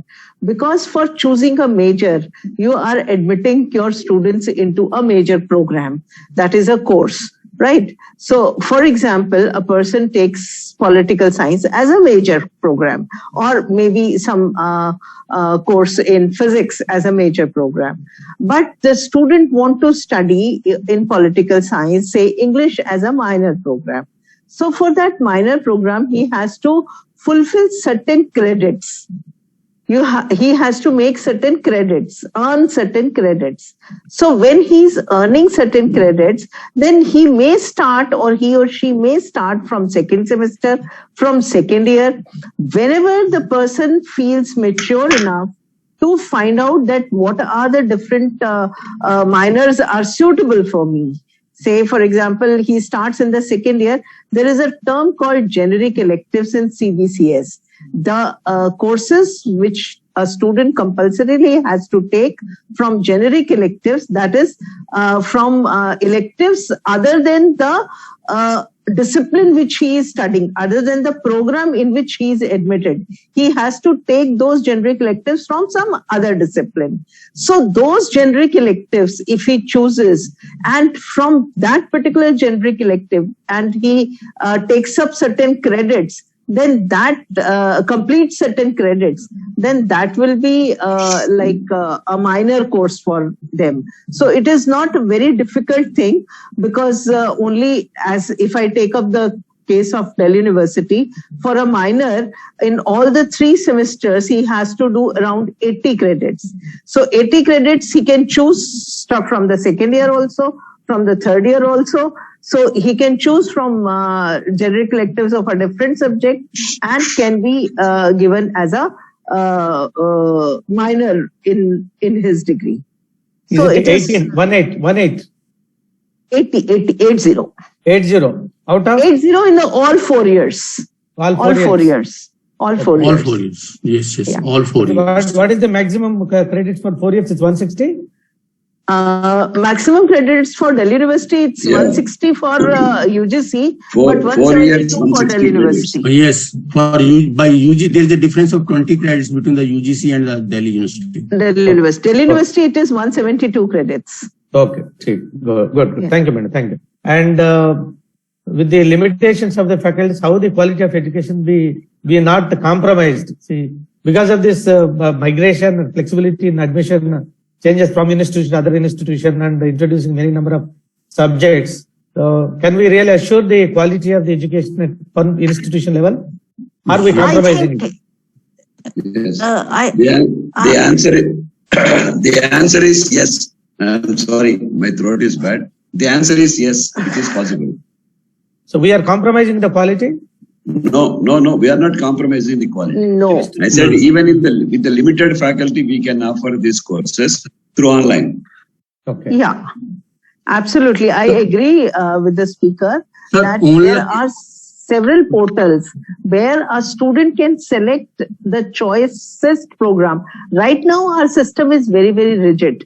The student, if he takes admission in a particular subject, will study only that. and he has no option for studying something else also if he generates the interest. Now, a 17-year student coming over to undergraduate college may not have scored at that time to get the choice subject, to get the subject of the choice, as well as he may not be mature enough to select the subject. Maybe after studying in a college system, he gets to know so many things, and then there is no flexibility in the present system. But now the NEP, with the NEP implementation, there will be so much of flexibility that at any point of time the student can choose what he exactly wants to study, where his interest is. So it is not difficult even to maintain the quality also, because so many options are coming up on online portals also. And then if there are certain universities who can do MOUs with other universities, take their credits also. So a student can study in other colleges, other universities in the vicinity, bring the credits, accepted the credit by the university, and then the multidisciplinarity and whatever subject is taught in a very passionate manner, in a very nice manner by some other college or some other university, definitely that can be taken up by the student. Okay. Sir, one thing I will say, if you give me the chance, no doubt I do agree with the Dr. Payal. One thing, rigidity, because this question which has been raised is based on the with the basic assumption that there is a rigidity in the institutions about the courses and all this. This is one factor. Second thing is it is not possible at this moment. Let us say from 23-24, that is 2023, 2024, it will not be possible for another 5-6 years. But later on, no doubt it will be possible. That's what is the main thing. So we cannot comment anything as of now. Yes, it is an unanswered results. I agree with you, sir. I agree with you. As a case study, I'll tell you about we have just gone in Delhi University. We have just gone into the second semester. So we have around 50 colleges in the university. And each one of the college has a limitation of offering the course. But the university has decided that if a student wants to study a particular course, then he cannot be denied. So what we have done is, in all 4 corners of Delhi, we have made the hub colleges. Now those hub colleges will take the requisitions from different colleges of which are there in their hub, that these students want to study this. And if this a particular course, which is not offered by a college in which the student is studying, but it is offered by another college in the same vicinity, then the student has the flexibility to go to the other college, and the hub college of that vicinity will take care that the student gets to, the timetable is adjusted, everything, the student gets the teachers also. And if anything is not possible, then of course the online classes are there. So this way we have come up with we have just finished the first semester, and we have done this experiment with skill enhancement courses as well as value addition courses. So if a student is not able to get the particular and as well as the languages, that is the AEC, languages which are compulsory languages the student has to study. So all 23 languages are offered by Delhi University. If a college doesn't have a teacher for that language, then the student can go in other college also to study. So that's not an issue. Who is coordinating all these things from university level is doing? University is coordinating. University is coordinating. Fine. University. Yeah, now other but the issues are there still with the Delhi University, madam. Yeah. So in some states, it's called cluster colleges they have created. Yeah. Group of institutions. Cluster. Maybe it is like that. It's a good. Thank you, madam. It's a good experience. Our university wants to introduce 4-year UG program. Can we follow the 4-year UG pattern, Delhi University, or we reduce the credits? I believe, Professor Natsimul sir, is it mandatory to follow other university, or they have to follow the UGC guidelines? No. See, that is what I am saying. UGC has given a framework, 160 credits. Yes. You follow your own method. Why should you talk about Delhi University, XYZ University? Within that framework, you design your curriculum. Okay, fine. You offer the courses as you like. That's it. Okay, fine. You are right, sir. You are right. That is, there is central system to fix the credit for a particular course. That's Okay. it. It's only Yeah, framework Dr. that we should. Yes, follow. yes. Yeah. Okay, okay. Dr. Sukhnanand Singh has something to say. Dr. Saab, you can unmute your audio and you can speak, but he says repeatedly, the new education policy, the NEP framework has different options. So that these experts are not aware about, because he's saying that my major can be introduced at first year level itself, or electives. No, let him ask the question. Yeah. Dr. Sukhanandan Singh, Please. Dr. Sukhnandan Singh, please unmute your mic. Admin, can you please unmute his mic? Sukhnandan. Okay. Meanwhile, we will take up another question. Say, HA accepts students in 20% supernumerary. Will it affect the faculty-student ratio and the NIRF ranking? No. That will not affect, because it is a government prerogative to say that 20% supernumerary seats will be there for every course. I understand, but the question is student-faculty ratio. Do they have to maintain student-to-faculty ratio for the additional 20% or within the sanctioned intake they take? I mean, is it the same thing, Venkateshwaran, PSG college, please? Dr. Venkateshwaran. Is it that you mean to ask? Admin, what is the possibility for unmuting their mics? Okay. So is it, do they have to recruit more faculty for taking 20%? No. There is nothing like that. That's more faculty will be recruited for that, for 20% supernumerary seat. There is nothing like that. So supernumerary, they follow. There will not be any other faculty will not be there. That is, extra faculty will not be provided. FSR is only for the approved intake. Yes, sir. Okay, thank you. Venkatesh, I have a different. Please. Venkatesh, I have a different version. Please. See, I wonder why people are thinking that multiple entry, multiple exit will open the gates for the people to move across the institutions as they like. It is too early to come to such kind of a conclusion. And NEP did not say that you create new supernumerary seats. When the student comes, if it is possible, and if he fulfills, you allow him to take this admission. UGC guidelines are there that 20% supernumerary seats will be. I am coming to that, sir. See, the people are saying even more than 20%. In Hyderabad, people are talking that as if 100% of the children from Adilabad will move to Hyderabad. 100% children from rural area will come to Hyderabad city. What I am trying to say is, if there is any possibility, you can allow them to take your courses online. Not necessarily physically they should come and sit in your class. Okay. And in India, that culture has to grow. It will take some time.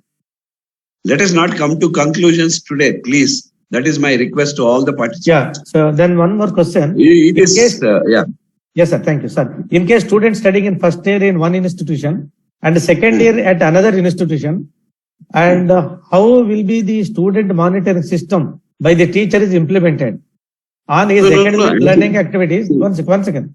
How would be the mentor-mentee system happens? Because it's a clear case for NAC. Institutions were asked to present that mentor-mentee ratio kind of thing. So it's how do we address? All the institutions are following more or less that mentor-mentee ratio. Yes. Right? Now, one student or two students joining will not make any numerical difference. Okay. Right? And the culture in undergraduate colleges more or less same. That is, I don't know why people are thinking too far from here. They will have to think at this time. No problem. Sir. Let us encourage to get their clarifications. Let us not do when you want to take up this activity, please take up this activity. That's it. There will be some limitations, some hurdles. The time will resolve all these things. Yeah, okay. Thank you, sir. One more question is, there is policy makers, there are universities, there are people will definitely come with some solutions. Let us not worry about all those things today to begin. Yeah, it's a very genuine, relevant question for engineering applicants. Say when there were some subjects which are not directly related to the particular branch, like chemistry, engineering, mechanics. But as a tradition, these are all still included in the curriculum of computer science branch. Whereas a lot of branch related subjects either are not taught or included as a elective subjects. So what should be the modern approach when designing the curriculum? I believe this can be addressed properly tomorrow in the first session. Yes, but yes, sir. President Narasimha, please kindly you say, and then I will. Sir, see, these engineering courses, they have this stigma in their mind, as if they don't want to learn sciences, as if they don't want other general areas. You remember Professor Ramandra was mentioning very categorically, even after 4 years undergraduation, he doesn't know what is the difference between AC power and DC power. So if somebody doesn't want electrical engineering basics in the first year, how will they come to know? That's why UGC said very nicely, or AICT also, see, you frame curriculum which caters the needs of all branches, fundamental in nature, application in nature, and advanced topics. They should not come to UGC or come to policymakers for every damn thing. It is for them to plan as they like. If they think that chemistry is not required, let them not.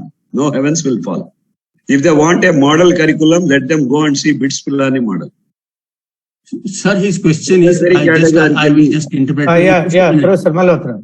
Yes, Professor Venkatesh, just a minute. His question, whosoever he has asked a question is, there are certain irrelevant courses which are being run in the engineering subjects. So yes, I will say for that those will become redundant automatically with this type of system. This is a good thing, that those subjects will become redundant, and there will be no faculty required for that. And the students will also not opt for such type of subject. For example, engineering drawing is there. It is still going on now. It will become totally redundant and people will not go for that. Okay, thank you very much, sir. Then any last question?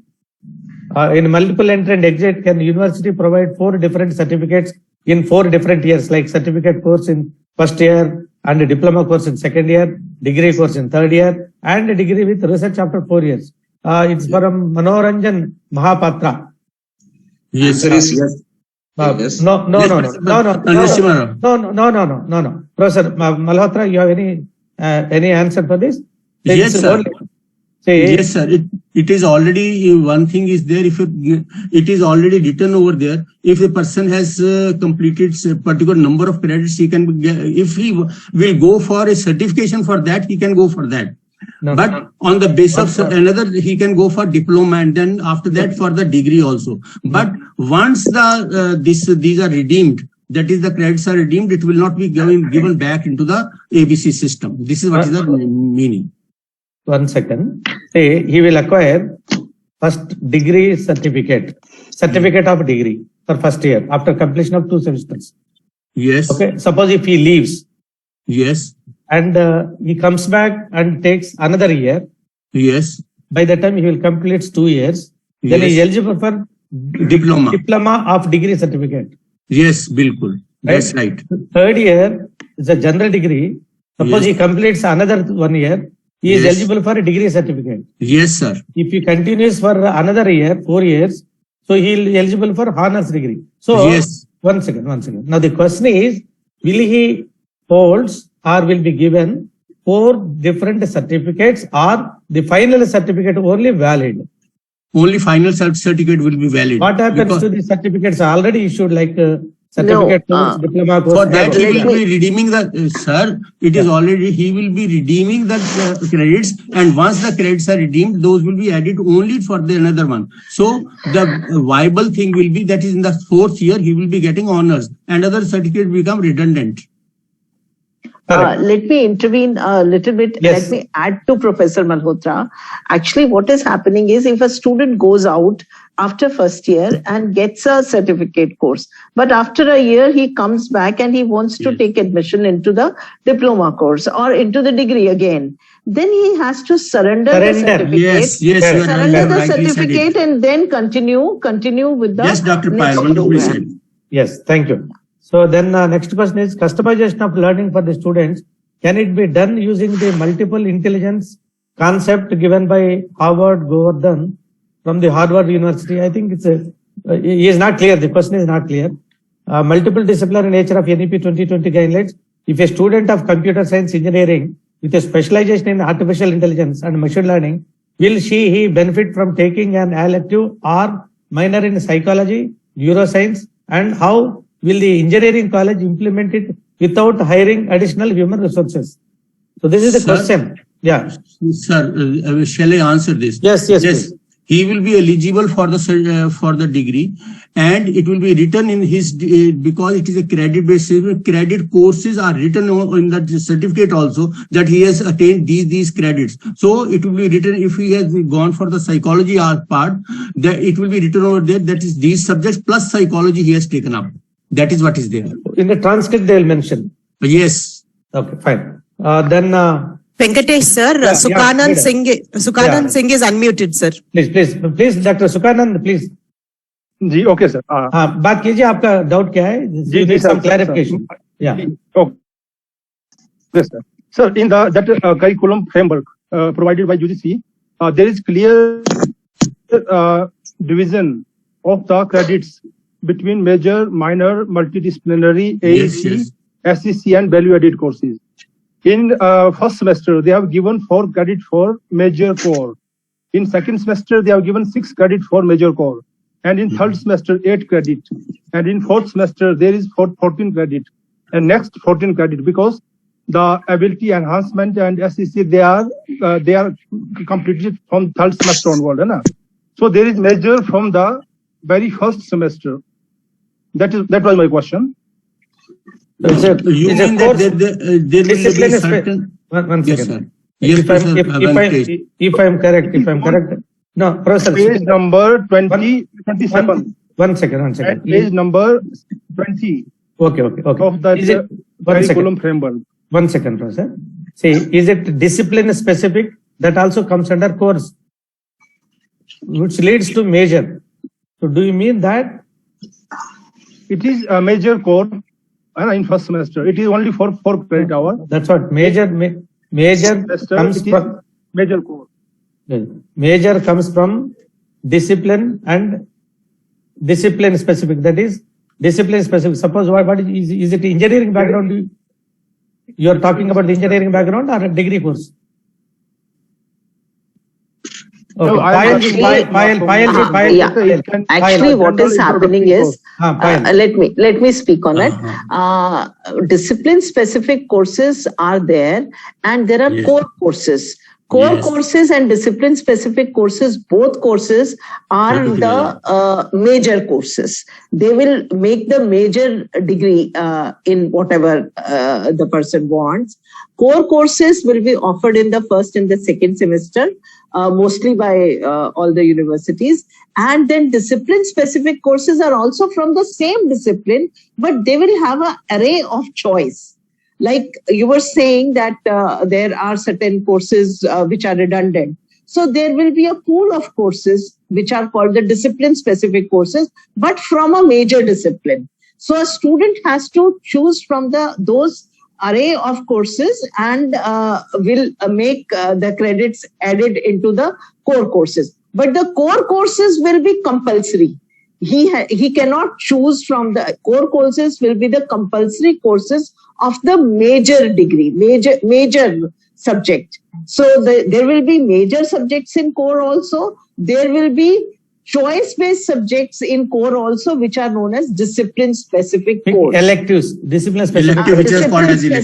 Electives. Yes. Discipline-specific electives. So that is the file is difference right between here. Yeah, it's a discipline-specific and open electives. Yes, correct. Yeah. Correct. And then comes your generic electives, which are not from your own discipline. This is from some other discipline. That will make your minors. Correct. Minor can be from interdisciplinary also. Minor has to be from the interdisciplinary only. Yes. Yeah. And it is not necessary that the student gets the degree in major and minor both.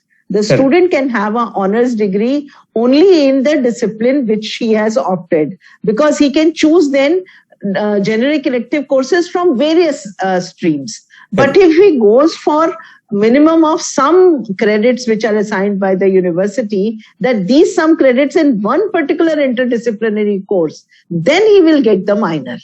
I think it is 20%, I believe, it's clear. Yeah, Yes, yes, nearly, nearly right. 20%. Yes, yes, But the 20%. student has a choice not to do 20%, particularly in one particular generic Yes, lecture. yes. Correct, One correct. semester he wants to study music, another Correct. semester he wants to study, physics, another semester he wants to study something else. Or this degree can be, he wants to study, instead of generic elective, he wants to study entrepreneurship, wants to go for apprenticeship, wants to go for internships. So from the third semester onwards, these options are there. Instead of going for generic elective only, can choose from these type of things also. Can go for projects, can go for working with the community. Yeah. So all these options are also there. Yeah. So it is not necessary that the person will have a major degree as well as a minor degree. May Right. have major and minor, but major with entrepreneurship, major with the project work, major with community service. So all these things are possible. So this is not again a rigid system. It is very, very flexible system. Okay. So then Dr. Madhulika is clarifying. Core courses plus discipline specific courses equivalent to major. Is it true? Yeah. Yeah. Thanks. Yes, yes, perfectly right. And another question to Dr. Payalji. Madam, all HAs have introduced elective courses system and CBCS. Are you feeling that still HA is rigid in offering courses? There's already CBCS is already in implementation. I beg your pardon. I just need repeat. One second. All HEIs have introduced elective courses system and Yes. CBCS. Yes. Are you feeling that still HEI is rigid in offering courses? Still rigid in offering courses? What is your feeling? My feeling is, after the discussion when we were going through the NEP, there was a lot of rigidity from senior teachers that how can this be possible? It is not possible that these many credits go to interdisciplinary kind of a thing. So there was some rigidity, but as you move on to implementation of NEP in true letter and spirit, then the institutes have to give up their rigidity. Universities have to manage their colleges under them, affiliated with them, with certain innovative things. Like I said, the cluster colleges, like I said, the hub colleges. So all these things have to be implemented by the university and coordinated by the university. Of course, no college would like to come out of its safe zone that these many teachers I have, these many disciplines they can teach. So those teachers will teach only those disciplines. So these things are there. Secondly, recently, Skill Development Ministry is asking everyone to make a nodal officer of the college as well as institution. Those nodal officers can talk to the skill development ministries to implement the skill courses as per the requirement of that particular area in which the college is situated. And these all, they will get a help from the skill sectors. And these skill sectors will provide them with the money also. Say, for example, the students, there are 30 or 40 students in a class, wish to take up a course in skill, which is approved by NVT, as well as it is approved by the skill industry. So, skill sectors. Then the skill ministry will provide 7,000 rupees each for each student to create a skill hub in the college. So those credits can also go to the SEC courses. So these are the innovations which we have to think of. And we have to grab the opportunities what the UGC or the ministry or the government is giving us to start the courses, to start skill courses or other courses or the multidisciplinary courses. So this is actually, we have to do a lot of innovations. If you permit me, I'll give you one more innovation which we have started with. if permitted, Yes, yes, I am please. not taking more time. No, please. We have started with a competence enhancement scheme. Now, this competence enhancement scheme is for anybody. Anybody, any student of the university, or anyone who is not even a student, any other student of other university, and a student can join. There will be only 20% seats in a particular class for that. Anyone can join that scheme with 2 courses maximum in a semester. Say, for example, I am a student of a particular college, and my college doesn't offer me a particular course, then I can join the course in some other college, 2 courses at one point, and the credits will also be given to me by that university. So such kind of innovations can be offered by the university to implement NEP in letter and spirit if we really want to go multidisciplinary. If we don't implement it and want to be rigid that these are the number of teachers, these are the things, our teachers also have to be updated.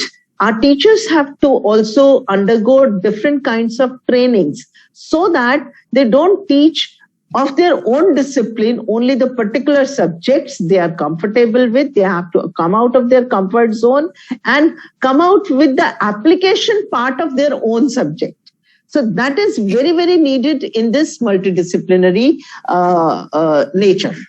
Okay. Madam, another question from Sunita Maral. Skill enhancement or vocational or value added ability enhancement courses. Can a college select either of the 2 or all that they should accommodate in the framework?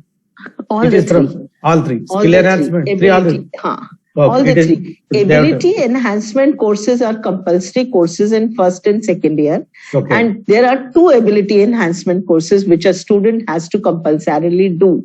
Okay. One is environmental education and another is language. Okay. And one more very interesting question as a case study for you. It is from Vasanta Ratna, CIT AAA. So suppose a student failed in one particular subject. Because of this NEP, many options here and there. No, he has selected some course, but he failed to complete. Then how to redo that course in other campus? In another campus? Or other campus or in your campus? Because of this options open, he has chosen music. But unfortunately, he didn't get a good mentor and he failed. He can repeat that course. He has to repeat the course. He can repeat that course. Repeat the course. He has to go with the same course or he can take another course with equivalent credit. Yes. That is possible. Another. Yeah, that is possible. Equivalent credit. Say, for example, he failed in first semester. Then in the third semester, he can again take up the first semester, that course in which he has failed, and maybe a different course in that semester. Yes, yes. But he has to finish up all theory, practical, internal assessment for that. I will add that is only he is to complete the credits. That's the main thing. So he can certainly repeat or he can certainly choose another person. Actually, within a course also, there are several components. Theory component, practical component, then the internal assessment component. If the student fails, then he has to, and want to opt for some other course, then he has to appear for internal assessment also. But if he chooses to reappear in the same course, then the internal assessment and the practical component can be taken up of the previous course only and then can appear only in the theory part. So all these options are there. Okay. So if it comes to the assessment of one particular course offered at a different campus or other campus or by individual agency or any kind of thing. So learning, assessment and certification is given by that institution or that agency. How do you recognize that grade point?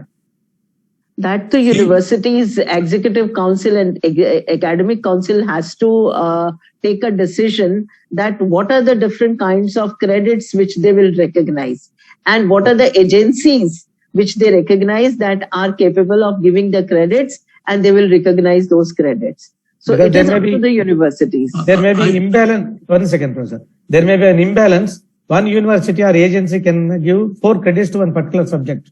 Yes, Other, this is the and question. the parental Unanswered institution question. may offer it only for 3 credit or 2 credits. 3 credits or 2 credits, definitely. Yeah. So that is how do you how, map that that? is, yeah, that is how the university has to decide that whether this is applicable to us, and the best way for that is to sign an MOU with other universities, to sign an MOU with other colleges.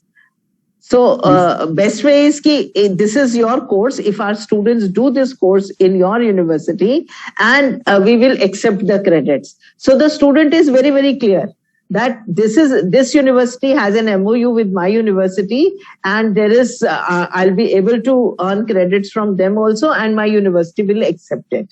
So this is a very extensive exercise which a university has to take if they wish to identify that this is the credit which they want to accept. So they have to identify for those courses, that these courses can be accepted. These credits from these courses from this university, particular university, can be accepted. And if the universities open up, then definitely we can even go for international credit exchanges also. If you, Dr. Pyle, if you allow, I will take a moment to say. Yes, sir. Sure, sir. See, this is the issue over here, which is some of the part is unanswered, no doubt. But one thing is there that there is a central agency which will decide that this much credit will have to be earned in order to go for a particular type of course. That is also there. That it is not only the university that will decide that these credits are there and it will be over after that. It is not like that. So then in such type of things, people will go for those universities which are having lesser number of credits for a particular type of thing. That type will not happen because there is central agency also which will be monitoring it, and it will not be like that. This is what okay, thank you very much. Yes, sir, We'll go for the definitely. I next agree, sir. session. Next session we'll start the next session, and the guest is also available. Thank you very much, Professor thank you very Malhotra much. sir, Professor Natsim sir, Professor Payal Mehra sir. And Thank you very much. Thank you, Thank you, Venkatesh. Professor Thank you. Venkatesh. Thank you, Professor Pyle. Namaskar. And Thank you so much. Thank you. Professor Venumadha sir, please continue the introduction of Professor Sharma sir, R.C. Sharma sir, and next session. Please introduce the next session, please. Thank you. Yes, sir. 1 second. Yeah.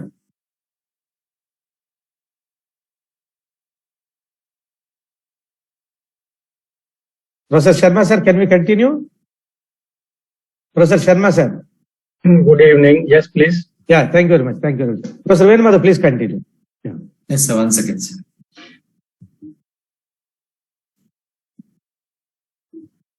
It is visible, Professor. You can introduce, Professor. You go with the presentation mode. Professor Venumadha, Yes, sir.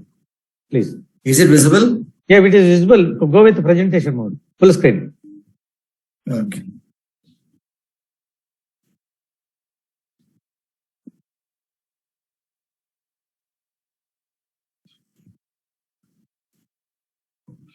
Yeah, Yes. now Yes. have the privilege in introducing the speaker for the final session of today's workshop. The topic is educational technologies and software tools for academic and administrative management. We have with us Professor C.R. Sharma, Dr. Ramesh Chandra Sharma. He's an associate professor, School of Global Affairs, Director, Human Resource Development Center, Dr. B.R. Ambedkar University, Delhi. Dr. Ramesh Chandra Sharma, working as Associate Professor, School of Global Affairs and Global Center, Dr. B.R. Ambedkar University, Delhi. Previously, he worked as a visiting professor to many universities. Few of them are UNEB, Brazil, University of Fiji, Fiji Commonwealth of Learning, Director of Commonwealth Education Media Center for Asia, University of Guyana, South America, Director of the Institute of Distance and Continuing Education, IDCE, as a CFTC expert of the Commonwealth Secretariat, United Kingdom.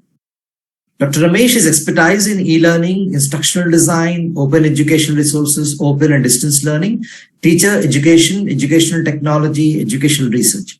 He has published many books and research articles and papers. So welcome, sir. Please continue your session, sir. Thank you. Okay, thank you, Dr. Venu, for the introductions. Thank you so much. And let me see if the screen sharing is allowed on this. Okay.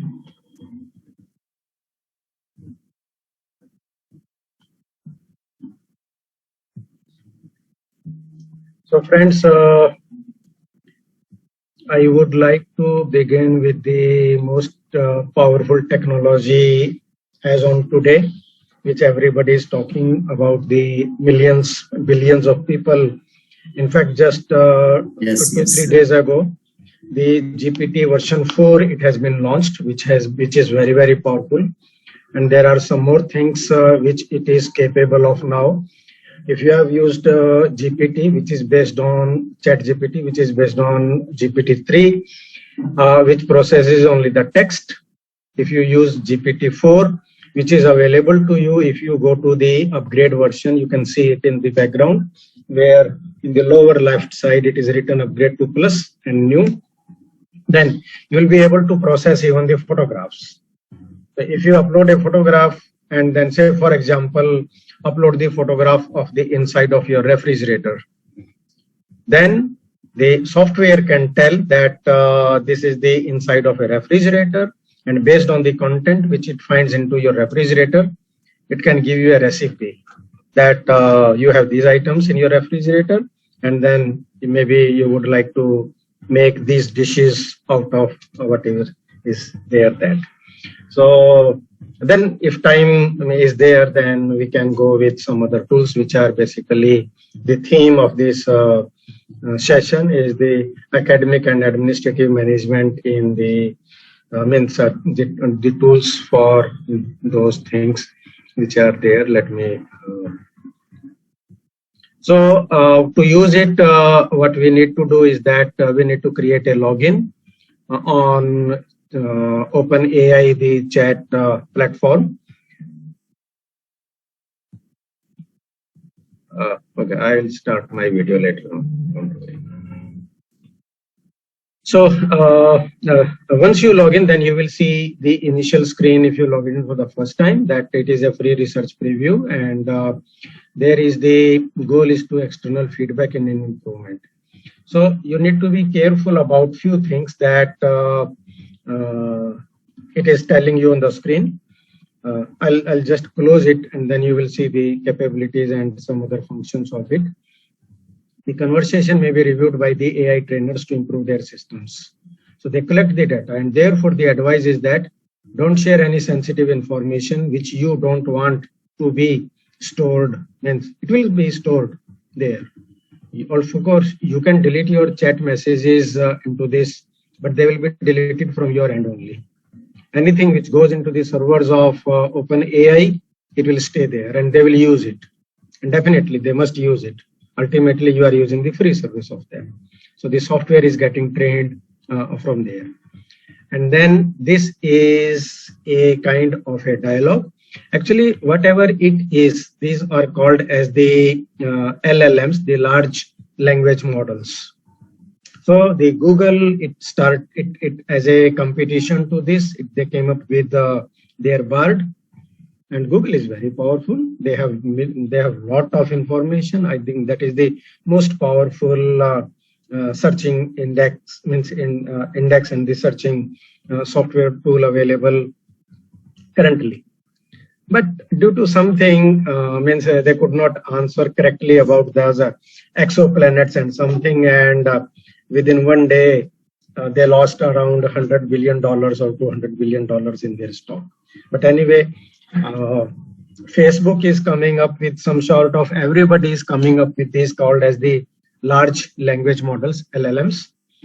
So here is this ChatGPT, which the creator is Sam Altman and his team. They have created this software. To interact with it, you need to provide certain commands to it. These commands here, we tell them as prompts. And this is the beauty of this, the GPT-4 is that it can accept a prompt which can be up to 25,000 words. You know, you write in an article on an average of 7,000 to 8,000 words, I think, which goes around how much pages? Around 17 pages or something. Now you can see the power of GPT-4, which can accept your prompt, your instructions, which can be as maximum as 25,000 words. That's a wonderful thing. Professor, sorry, can you go with the bigger font size? Visibility is less, the font size. Is it the maximum screen that we can go, or I'm using the default? Okay. But if I increase the size, then I may have to Okay. Anyway, I'm sorry. Then it's continued because letter font size are very small. This is the default font size. Okay, sir. Right, sir. Please, sir. Sorry. Sir. Right, sir. Thank you. On my another screen, I can see what you see. Yes, sir. Anyway, let me see. Please continue, sir. Otherwise, okay. Yeah, little better. Better, sir. Little better. Okay. Yeah, please. Thank you. So these are the means how do we use them, and then these are the capabilities that whatever you ask it to do it, it will remember it. And then there is a challenge into it that those of you who think that means if you asking it some inappropriate command, it can decline you to do that. So for example, if you ask that how to make a bomb from trinitro-toluene solution or something, TNT or RDX or something, it can decline. And not only that, it can mark your ID, your IP address, and can block it to you from further if you keep asking unethical questions, antisocial things or something. So be very careful about doing that. And there are certain challenges, as it has written, that it may provide inaccurate information. In fact, the developer of this platform, Sam Altman, he has openly said that use your own intelligence as well. Compare the answers, the things. Because the reason is very simple. This machine is not creating any information on its own. Whatever the data it has been given to it for training purpose up to the year 2021, it works on that. If you ask anything, what is going to happen in 2025 or 2030, etc., it may say that I cannot predict the future. So that way. And then there can be sometimes the biased content or harmful instructions it can show it to you. So be very careful. But it is one of the powerful things which became popular. You look, I think Facebook took around 1 year to get 1 million, Netflix around 2 years to get 1 million subscribers to it, but ChatGPT only 5 days. Within 5 days, 1 million people were already using it.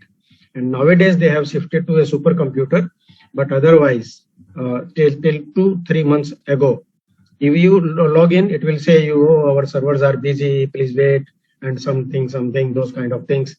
Not able to do that. But nowadays it is okay that whenever you log in, you can go with that. So let us see that what it can do. Anything for teaching, learning, it can do for you.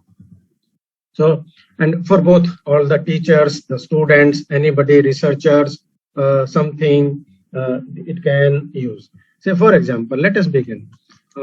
And then there are certain techniques which you can use to work it, make it work properly. Say, for example, if you want, then you can start with, okay, please is not compulsory to write it. If you don't write please, it is fine with it. But let's be, humble. So please act like technology expert.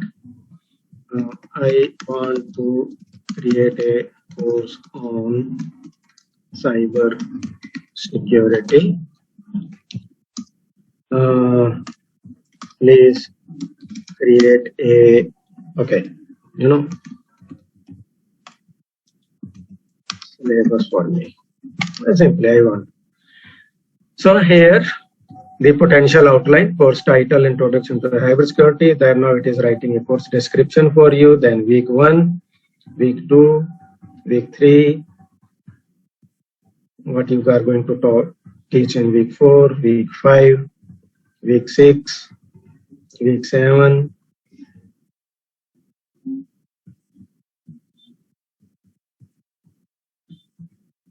So now the assessment part, it is suggesting So it says that I hope the outline is a good starting point for your course syllabus. Remember to always material updated to reflect latest trends and threats in cybersecurity. I don't think I think it took only less than 50 seconds in coming up with this one. So that way, now you have the, and then you can ask it to say like, okay, let's go to the next step. You can say write learning outcomes for module 1 or say topic 1. So see, I wrote only module 1, but it knows that what was module 1. So it is taking a module 1 introduction to cybersecurity, and it is writing the learning outcomes. And if you, those of you who know that what are learning outcomes and how do we write them, there is a called as we call them as SMART technique. So the learning outcomes should be specific, should be measurable, should be achievable, should be time bound, and like those, where we use the action verbs. So here you see, after completing the course, you will be able to understand the importance of risk management. You will be able to identify various threat modeling techniques. You will be able to evaluate the effectiveness of different risk mitigation strategy. You will be able to understand the role of human factors, develop an awareness, this, that, etc., something like that. So it is, and then it can, you can means ask it to say, now write an essay on, if you want you can put it into inverted comma, and then you can say like risk assessment in about, let us keep it short, 100 words. It can write a longer one. So here it is writing the essay for you.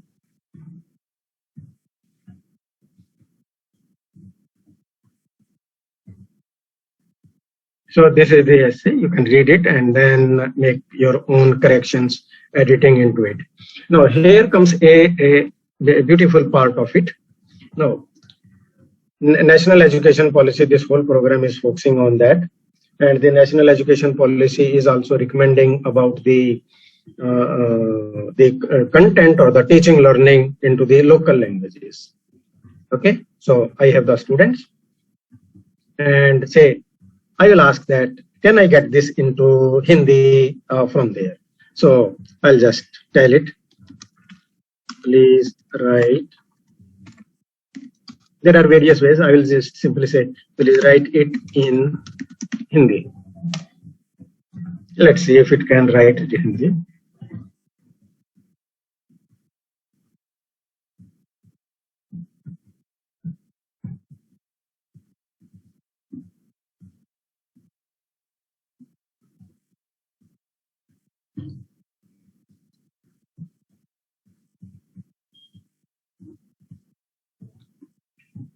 So those of you who can read Hindi, it is trying to write it.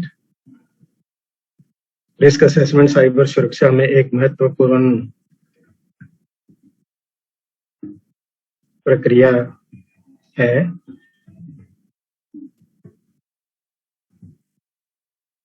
So you don't need to go to Google Translation or deep learning translation tools, etc. Although you can use it, but here it is already giving you. Okay, let's see if it can say like in Bangla.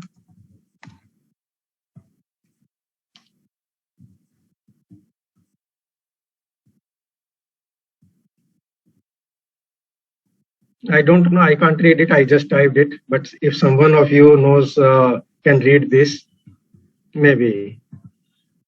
Okay, let's see.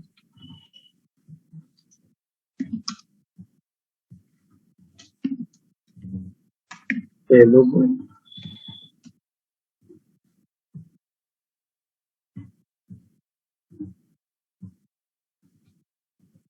You can see whether it is going in the right direction or not. I can't read it. I just know only English. So that goes with there. So this is how this is working. and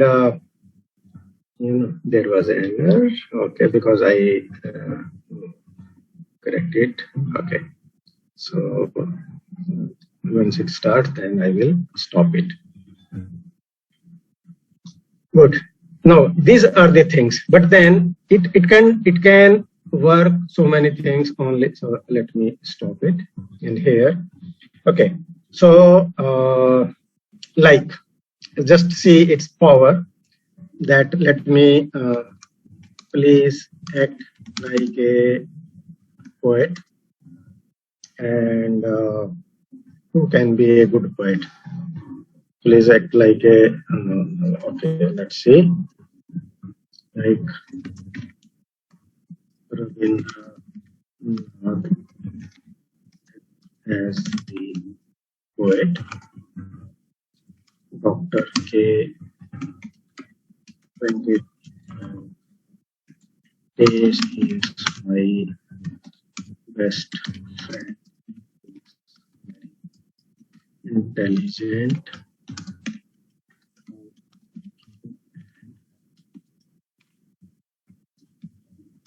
most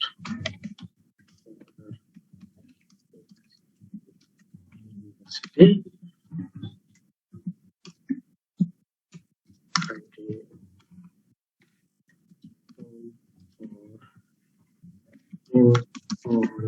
his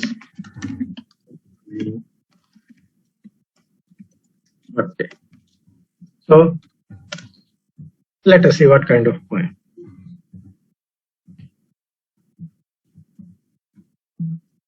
So it can act as a poet.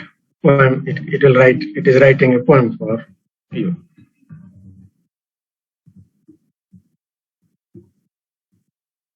So happy birthday, dear friend. May your brilliance never end. May your life be full of joy and mirth, and may you always be an inspiration on earth. So here, similarly, please act like a plumber.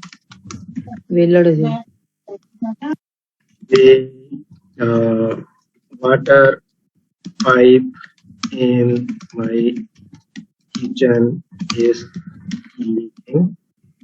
How can I fix it?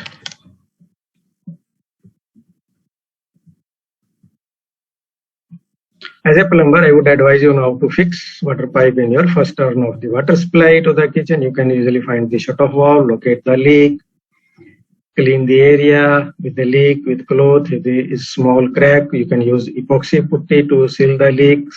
If the leak is large hole crack, you may need to replace the damaged section of the pipe.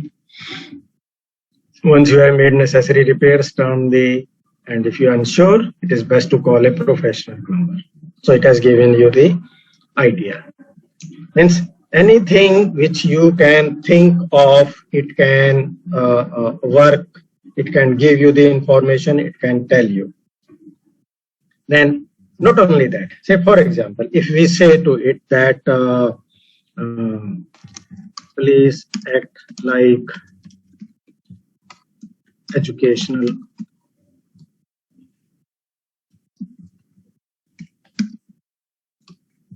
expert and planner.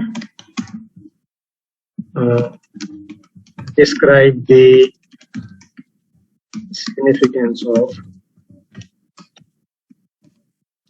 technology as highlighted in, and I'm just typing NEP 2020 with relevant clauses and examples. Okay.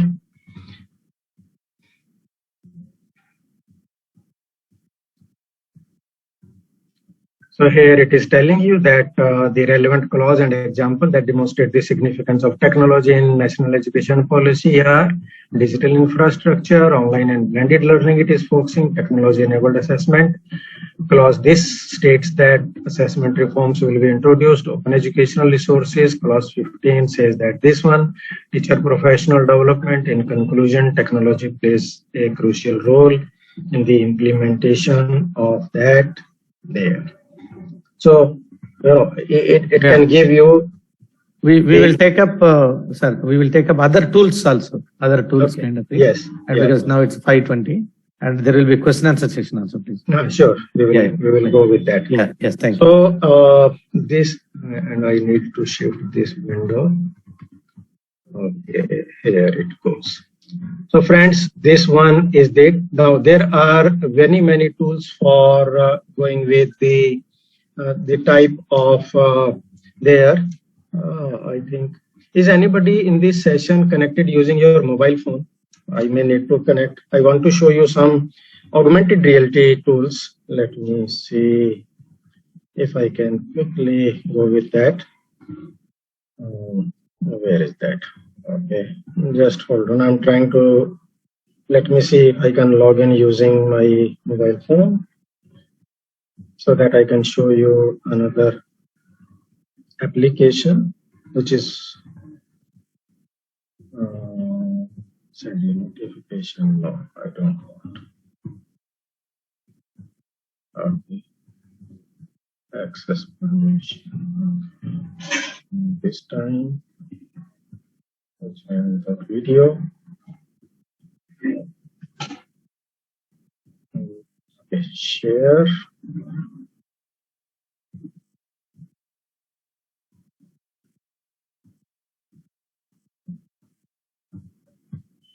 Share my screen. Start now.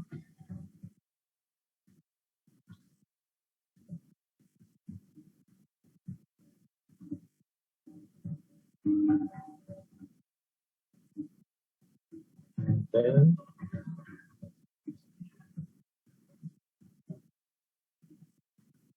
the screen has not come.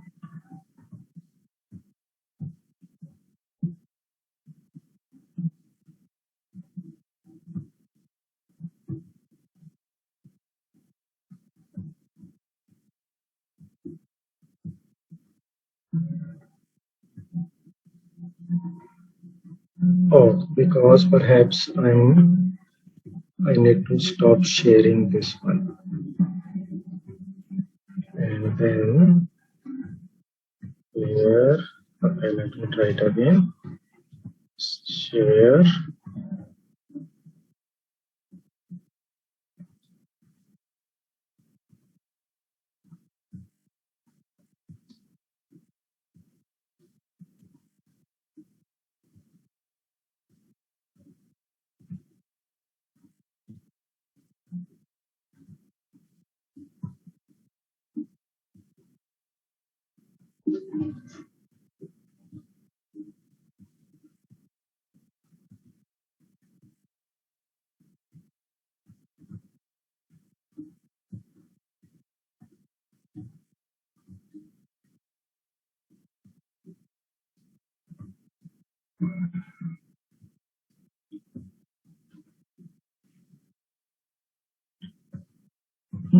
If difficulty is there, we can go with some question answers. Yeah, well, it is just only, I can see my own screen here, but Okay. it's not being projected. Okay. Anyway, I think I wanted to show a good application for augmented reality, but if it is not coming, then So it's not coming URL, you can put it on system, no sir? Same URL, copy paste. yes, I just clicked on that, which Yeah. is in my. Yes, I can see other. Or if you can share that, through email, I will present from here. No, if you can log in using your mobile phone and can share your screen, I can guide you. Mobile phone, then how do other people? Because the AR is the artificial augmented reality application using mobile phone. Okay. That way. So it's not through desktop. Desktop and laptop. For desktop, there is another application. I will show that. Okay. Laptop and desktop, it's not possible. Shyam Kumar, what is the possibility that we can take up this? I quit that. Okay. So if that is not working, yes, please. Then let me go ahead with my screen sharing again. Okay, here you are. There is another app which is called as Factor app. You can say it is this one. So you can install, friends, you can install this app on your mobile phone. You can see the logo, and then it has a lot of wonderful content on this. You can see here, this is how you can bring it. It has NASA rover, human system, many of the applications of, you can create your own 3D dimensional virtual reality, academic augmented reality projects, and etc. So here, create and publish with Factor Studio. That is one of the good apps. I was trying to show it to you using this mobile phone, but somehow, so, and even if you want just to give it a try, you can create a trial period for 14 days from there. So this along with that, okay, now for teachers and learners, one of the systems are learning management systems. Learning management systems are those applications which are used by educational institutions to manage the online learning and blended learning. So for that, there are various examples, like we have Moodle. Perhaps you already know about Moodle. I won't go into I will just show you the app so that you can use it. The another good learning management system is Canvas by instructor company. This one, Canvas by instructor. I already have around more than 20 programs on this. You need to create an ID. It is free, completely free, and very powerful learning management system. Then we have Blackboard LMS. So this is a proprietary software, but then there is Blackboard Sites, which is open source, so that you can go with that. Another tool which can be used for the academic and administrative purposes are the student information systems. These are those kind of applications which manage the student data, including your enrollment, grades, attendance, personal information, and all those things. And some of the examples are Ulyssean, Banner. So here, this is the ERP for the university system, and then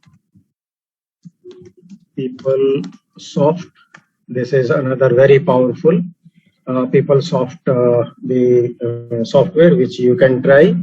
And then another one is Zenjabar, that you can try. It is higher education software, but in India we have that by the UGC. It was developed by MHRD and the University of Delhi. That SAMARTH, is a kind of ERP. Here you can see. I think many of the universities, they are already subscribing to here, so you can see digital university system and offering at Odisha universities and 9 lakh, etc. Those things, they are there. Then you can use the software tools that help institutions analyze the academic data to improve student outcome, identify areas of improvement, and optimize resource allocation. We call them as academic analytics. And for that, there are certain good softwares which can be tried, like Civitas Learning. So this is a student success software for higher education. You can try this one. Then this is being used, Campus Lab, in our university in Ambedkar. Oh, okay. When I put that, it came it. So this is that software in which means our university is already using this Campus Lab. And then you can have the Rapid Insight, Rapid Insight software. This is also in decision making with simplified predictive modeling for code-free data workplace, cloud-based dashboards, etc. Those things are there. Then those of you who are teachers, you would like to have some applications which facilitate the communication and collaboration between students, faculty, and staff members. So those things you know about them, like I don't need to show you those websites there. Just a minute, please. Madam Namaste. Hello. मैं एक session में हूँ, मैं आपको call करूँ बाद में जी। ठीक है, मैं इसके बाद आपको कॉल करता हूँ जी।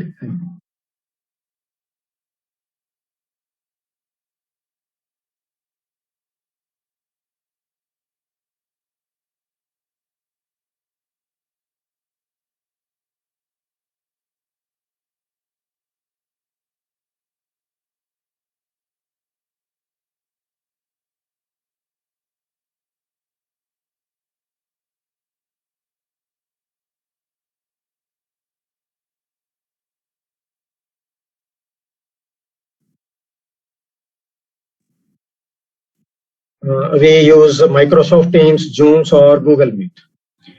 Then we have digital learning resources. Digital learning resources are those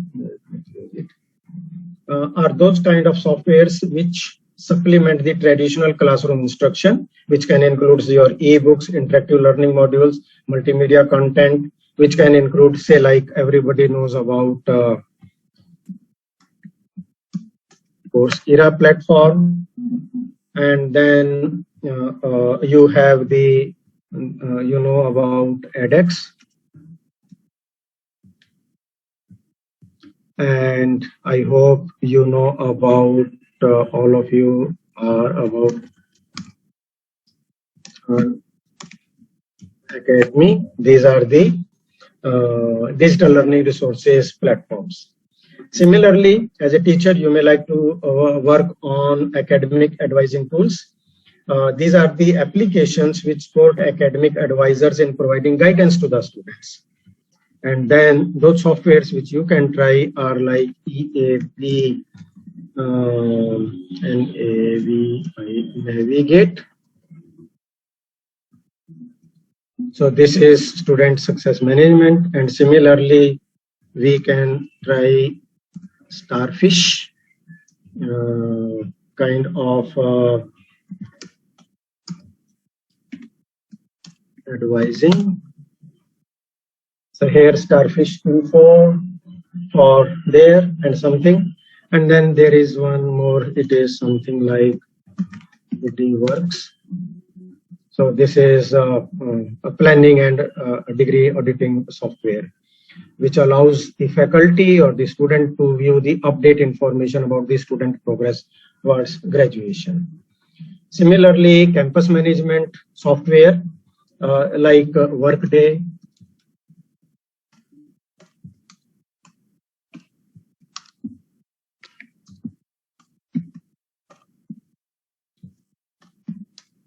campus management. So this website means higher education, etc. They can manage admissions, your advising roles, your records, your financial, student financial, etc. There are many things which it uses. And then the very popular, you have SAP, ERP, that can also be very, very helpful to you. So these things, they are very good means of. As a teacher, if you want to make certain, integrate the student engagement in your courses, then there is a very interesting website. It doesn't ask you to even create your login into it. And that is one of my favorite. I call it as Answer Garden. I don't know how many, if you have used it or not. It is the minimalistic feedback tool. You simply go to the website and just simply create your answer garden. Here, type your answer and then share your link. And then the people, they can keep on. This is the text based. But if you want to use multimedia, then another good application is mentimeter.com. I hope some of you must have used it.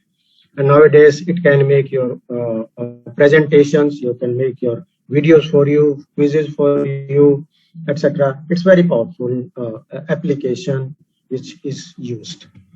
Similarly, another application which is very popular among teachers is Padlet.com, which is a wonderful graphical collage or a notice board kind of thing.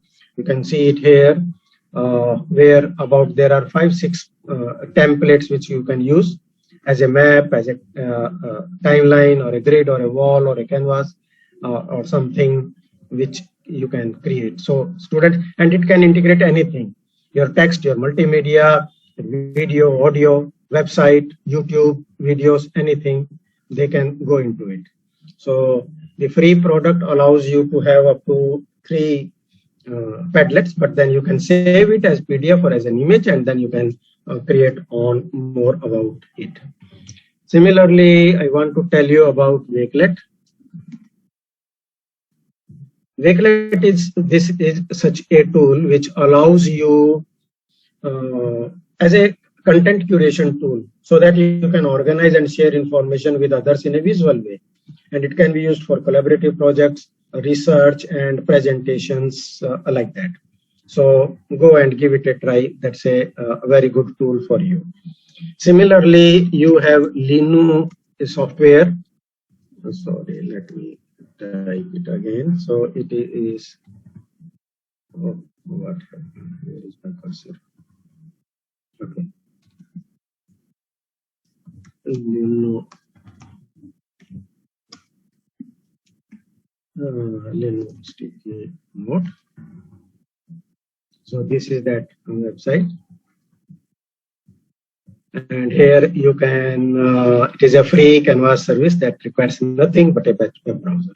So you can share your notes, your photographs, and any other thing with your audience from there. There is another very powerful tool. It is called as Trello. This is a project management tool. So it allows you to create your boards, your lists, your cards, to organize the tasks and collaborate with the team members, and accordingly then you can use them. Similarly, we have Mural Workspace. So this is the system, means here, which allows you to collaborate in real time using virtual whiteboards or sticky notes or other visual elements. So there. But if you want, then even Google Jamboard is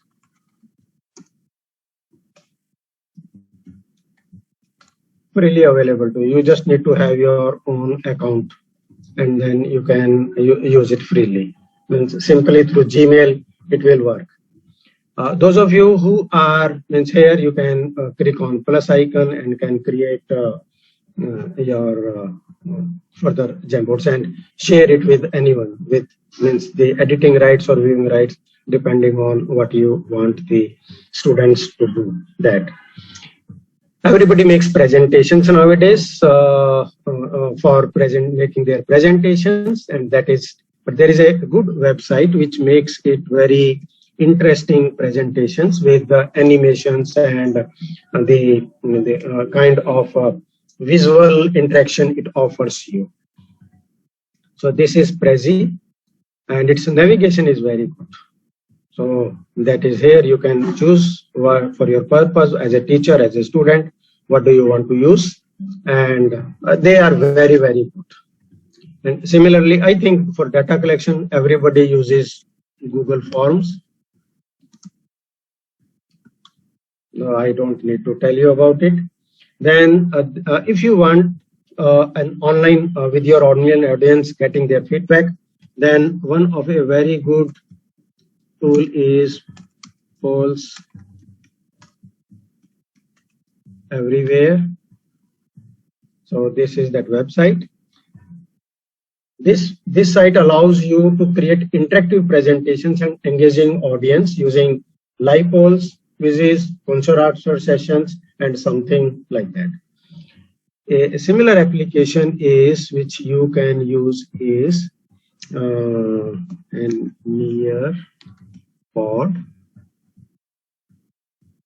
So here you can read it. This is about real-time insight into student understanding through interactive lessons, interactive videos, gamified learning, formative assessment and activities, etc. that this website offers to you. So here it is. You can open your account either as an administrator, as teacher, or as a student, and then you can work using this application. Those of you who want to go for online assessment, then there are certain tools like this is a good application which is very popular. It's a free gaming website.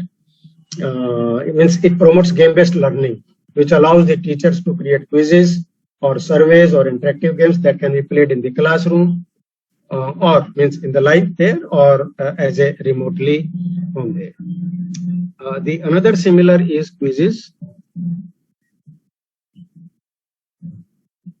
So the quizzes has a special facility that you can take out the questions from the quizzes made by others and you can combine it in your own. So that is the ready-made things which you can get it, and then this works very good.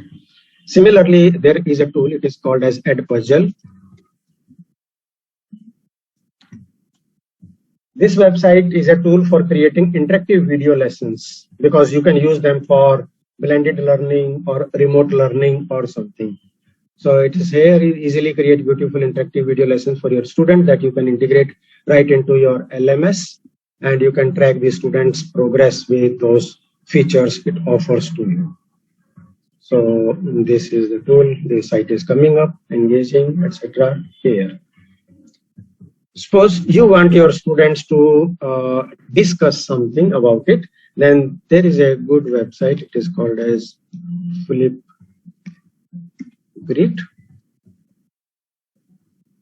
So you can read it. This is where social learning happens. So it is a video discussion platform which allows the teachers to create video-based discussion forum, like as in MOOCs. You have that 4-quadrant approach. So one of the quadrant is the discussion forums. The students can post the video response and then they can interact with their classmates. So that works with that. Then for online assessment, there is another tool which is called as Socrative. I hope, yes. Immediate feedback is vital part to learning process. Socrative gives you that classroom or office an efficient way to monitor and evaluate the student learning, student tool or something from there that you can use it very freely there. So this is then, and then there is another, if you want to go for making presentation, then we have Peer Deck. This is quite an interesting website. It is to help teachers and create powerful learning movements for every student every day, unless means using these tools, you know. So these are there. You can search for teaching resources, what the other people there is a community, and then you know it's showing new collection of Peer Deck lessons. So you have including NASA and other things from there. If you want to try, you can try Edmodo, which is a very simplified kind of learning management system for school sector. That is very interactive, very popular, very simple, and it offers lot of facilities for the students. Then there is one more site. It is called as Plickers, Plickers. This is also a website, free card activity, which your students will love. And it allows you for those creating polls and surveys, which can be used for feedback, for assessment, for data collection, and something using your mobile phone, your any kind of service. You can see that it is written here, used by teachers in over more than 100 countries. You can use it. And then you have h5p.org to create interactive content. This is open source and it creates a lot of and this one is the best application about the interactive video which you can create using this tool. So you can create your own content using this website h5p.org.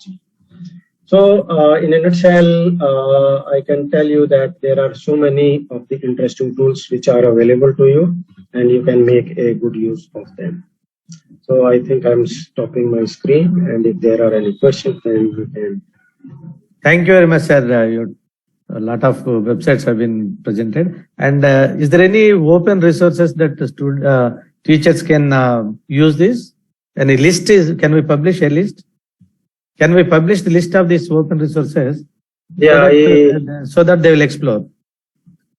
I think you are recording the session. Maybe you can share the record. Or otherwise after the session, if you can send me all your. I don't commit because I may have to write these things again. But maybe you can ask some of your student or faculty members to make. Okay. I don't want to say yes and don't do it. Anyway, thank you very much. Is there any tool that can evaluate the handwritten answers?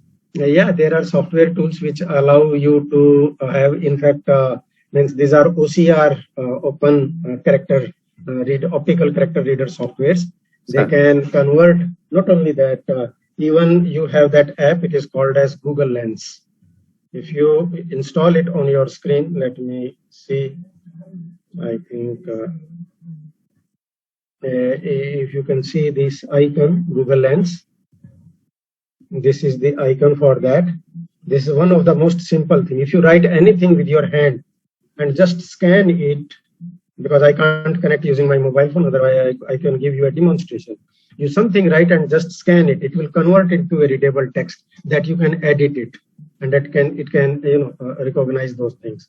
Yeah. Similarly, if you are going, say, in Japan, and you want to go to washroom, you can't read the Japanese in written, and you are under huge pressure that you want to find where is the washroom. So yes. Just open it, scan it, and it will tell you that, oh, okay, go in that direction. Okay, good. Could you send it on our mails? Okay, I'll try, sir. I will try. If possible, then I'll. Yeah.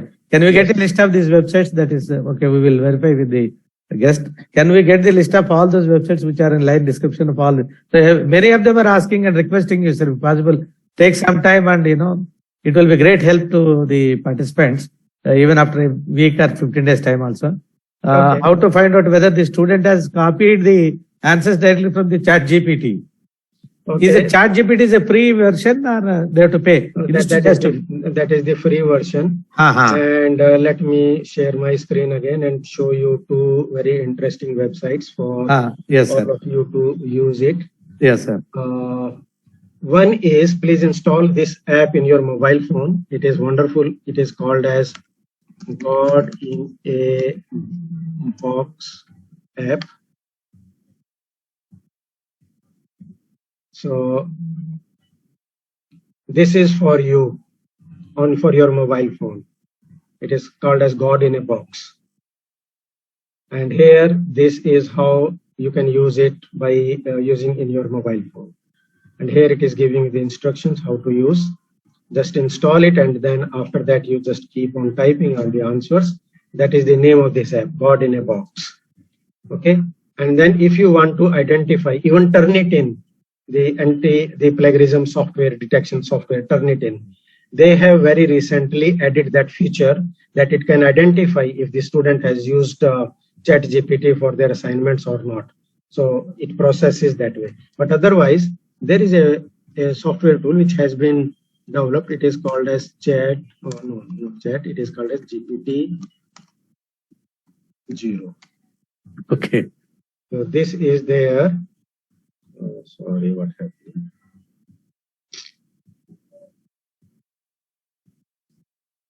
This is the AI detector You can see here, it says that over 1 billion users, they are already using it.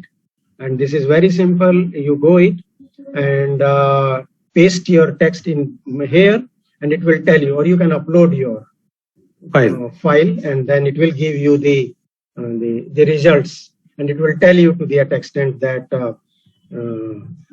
whether it is machine written or it is written by you.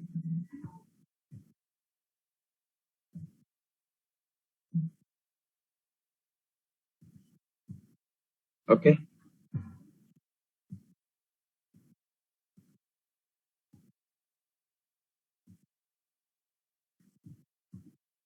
So many of the apps told you have few options for free version. To take advantage of all options, payment is needed. Can we have list of open sources that can be used by any government? The websites which I have told you, they are almost all the free.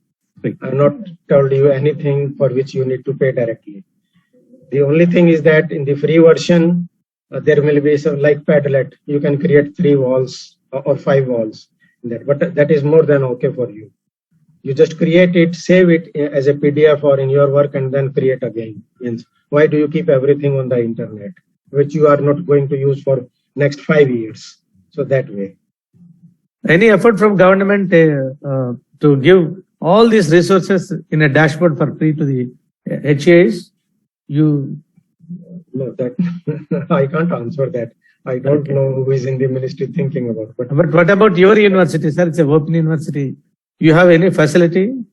No, the teachers use it. We give them training on using the software. To your teachers who have registered with you. Yes. And students also can get access. Yeah, certainly. Okay. So any other questions? Somebody Kamala is asking, are they safe in more? Yes. Okay, you're saying no. You please look into them and. The software, they are safe to use. Means they are tested softwares. I have not told you any software which I have not used personally. Okay, great. Sunita Meral already typed all your oral this thing, and she made a list of the websites that you have already opened. So thank you, Sunita ji.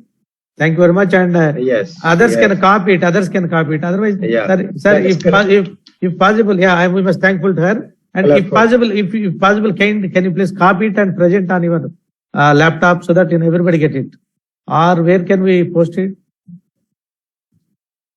Okay, I'll copy here. Then we will post them later on. Then thank you, madam. Okay. So then please share it with us with its introduction. So Dr. Raina. Anyway, let us a few minutes, sir. Yeah. If you there is one question about creating. So let me share you a few more websites with you, which you can freely use. They are AI based applications. Okay, let us give it a try. And this is one of the best applications which I like very much. Everybody wants to travel. So this is called as Roam Around. And let us see, okay, this one. And this is, okay, it is asking me to log in.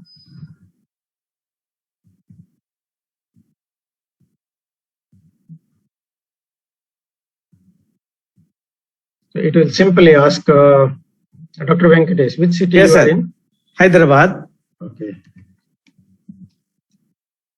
So we want to visit Hyderabad, maybe on 23rd. Yes. How many days you can tolerate us with you? A week. Okay, let us begin with 2 days. Okay. And then see, it is building the itinerary. Okay, just read it here and tell me whether this information is correct or not. It is asking you, first secure your Hyderabad flight and lodging, and then get ready to paint the town with awesome itinerary. Okay, day 1. Start your day with a visit to famous Charminar, the iconic monument of Hyderabad. Explore the surrounding bazaar. Try out the delicious Irani chai and Osmania biscuit at Nimra Cafe. Yeah. I hope that cafe is there. Yeah, it is there. And then head to Golconda Fort, one of the famous forts in India. Take a guided tour, and then Qutub Shahi Tomb, and then Hussain Sagar Lake, Buddha statue in the middle of the lake. Watch the sunset, and then have your paradise biryani. And then next day you start with Salarjung Museum, one of the largest museum of India. Then Ramoji Film City, this, etc. Excellent.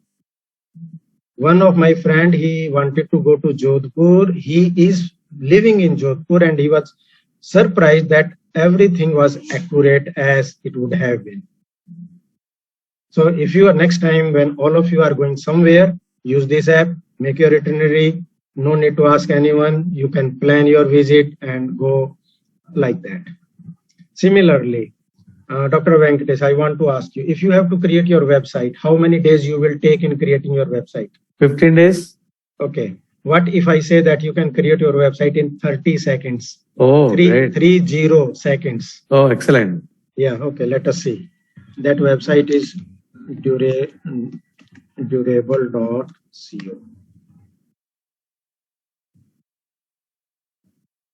This is the website which you will create, and here it is. Generate your website. It will ask simple questions. So get started. And it wants to know my location so that it can add Google Map. So we can say yes. Yes.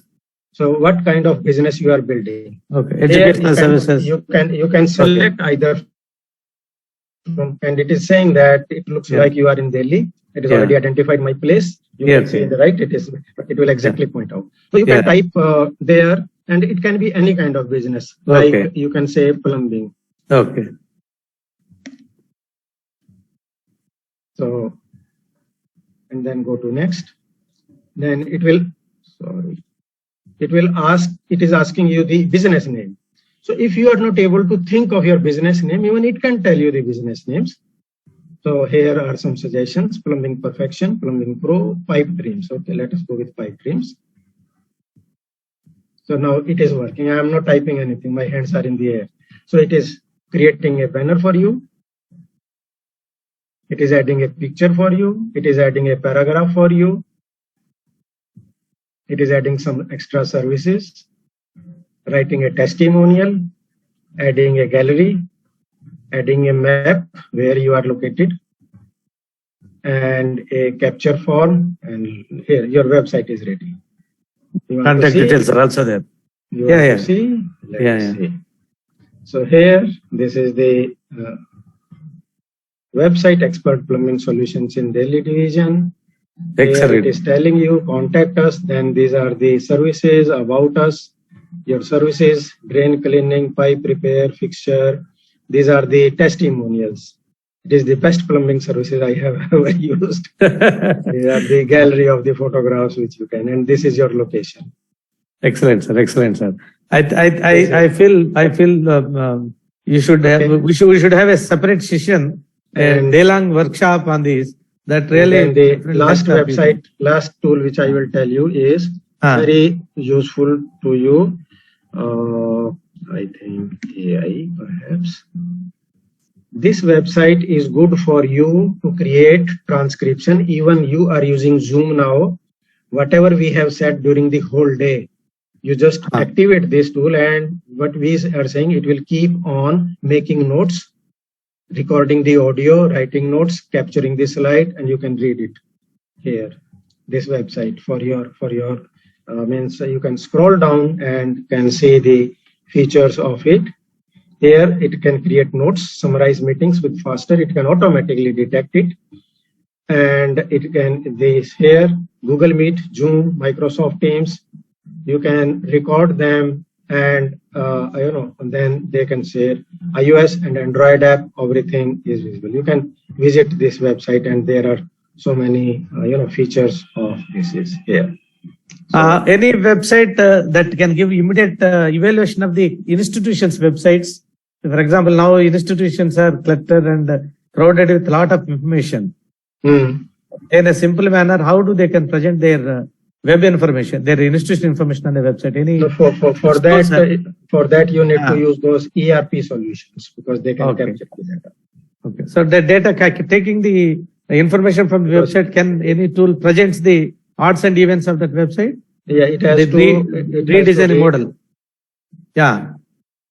It has to read those, the information by going to it and then making those analysis of there. So there are analytical tools which are quite powerful. They need Yeah. to be employed. Even there is one, this Google Looker Studio, Ah. that can be used. It is a very good visualization software. And we are also thankful to Revati madam. She made all this list in Word. Yeah. So all the websites. Your audience is very intelligent. They are awesome. We must be thankful to them. They are wonderful people. They are all lecturers. Yes, and working for different institutions. Really, they made I can a say good that. job. And we will circulate. Yes, sir. I can say that they are beautiful lecturers and wonderful lecturers. Learners and quick learners. Yeah. Quick learners. Great. And So, any other friends, question that? Thank you so much. No, if you allow, we will take audio interaction. Okay. Yeah. So please, admin, please unmute their mics. Those who are interested to talk to sir. Yeah. Dr. Rana. Admin, please unmute the mics. So let them put their hand raise first, then we will take it up. Yeah, okay. Yeah, please allow the participants to speak. Oh, Yeah. excellent. Very good response. Very good response. Dr. Raina Bhatia is unmuted, sir. Raina, you can please ask your question, please. Dr. Raina. Professor Raina ji. Okay, then Dr. Sanjay Bach. Dr. Sanjay. Hello, am I audible, sir? Yes, Yes, please. sir. Yes, ma'am. Good evening, all of you. First of all, thank you very much for organizing this workshop. Wonderful. Madam, your Ma'am, voice you're is- muted again. Please unmute yourself. Okay, am I audible now? Yes, ma'am. Thank you, sir. Sharma, sir, it's a humble request to you. Could you please give us the training for these softwares we really want from the depth of our heart, because we are into the field of this teaching learning process. So these softwares are going to help us a lot. So could you do this favor for all of us? Even we are ready to pay for it also. Let's see, in future we can plan something. Please make us expert in this field. Sure. Excellent. Sure. Please As you accept. made- Yes. As you made your students, already you shared with us that you have given training to your students. So Yes. same way, we also want to become learners of your area. So please do this favor in the future. We are really keenly interested. My course on virtual reality is coming on SWAYAM very soon. So Okay, sir. you all can enroll into it. That where we are teaching how to create virtual reality content using simple tools. Right, sir. And right. I think I will send a link to Dr. Venkatesh. In our university, I have created a free course on ransomware. Ransomware is a cyber kind of attack. And if you know about Delhi, in Delhi we have All India Institute of Medical Sciences, AIIMS in short. And the hackers, they grabbed the data and closed the servers. And there was a demand of 200 crore rupees to release that data. That was ransomware. I think just 2 or 3 months. Yeah. 3 months back it happened. Yes, sir. Yes. So I have created it is a free course. Means no need to log in, no need to pay anything. Just go to the website. So I will share that link to Dr. Venkatesh. He can, distribute it to all of you. Thank you. Thank you very much, sir. Thank you. Okay, you are welcome. Sharma sir, Dr. Venkatesh sir, can I ask? I'm Dr. Sanjay Yeah. Booth speaking. Please continue. Professor Sharma sir, actually, it is really highly informative sessions actually, and we also request somebody to conduct a day-long workshop to familiarize this actually. The questions and interaction is, suppose somebody is going for the NEC and website is uploaded actually. Is there any tools to identify the gap analysis of the website actually with respect to various the NEC provisions and what are the information missing from educational and a university point of view actually, which can guide us and we can immediately bridge the gap actually? Okay, there are, this kind of testing is mostly done by the human testers for website design.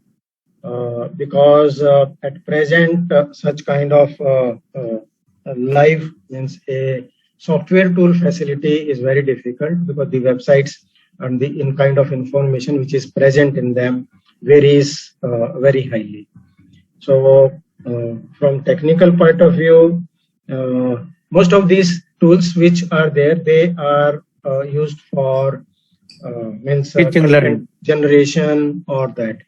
For live this, we can have the data visualization tools. But if you want that, okay, go to this website, make an analysis with that website or find the gap, that's a difficult thing.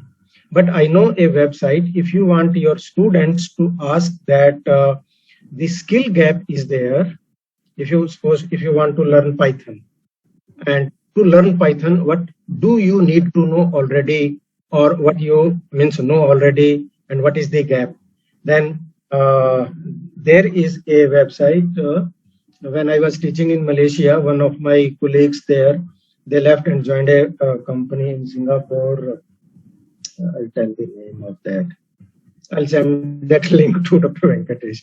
Yes, sir. That website, it creates that skill gap. But for website analysis, something that's better done by human website testers. Okay, sir. Sir, another thing actually in previous sessions actually, see with the event of the NEP 2020 implementation actually, the IT infrastructure, I am also from IT domain. IT infrastructure is also posing the major challenges. More specifically, the interoperability and the credit transfers and everything across the country actually.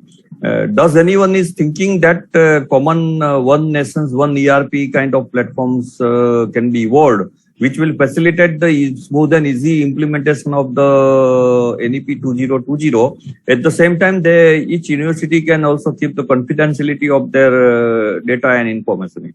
Yeah, I think that Samarth project of MHRD, it can be. Initially, it is for central universities.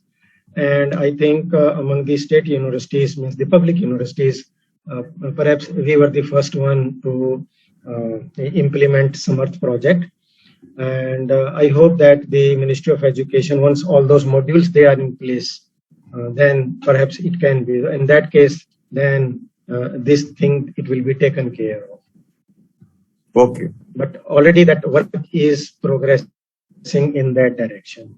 And I think that is a good example. That is example. In fact, you are one of the Dr. Nilesh Modi in Ambedkar University, Ahmedabad actually. He is one of my good friend actually. We studied together actually. That's great. That's great. Okay, next please. Next please. Can we unmute Dr. M. Prabhavati? Dr. M. Prabhavati or Dr. Devendra Kumar Srivastava? One of you, please. Very quick. Yeah. Dr. Devendra, you can please unmute and speak. Hello. Is I am audible?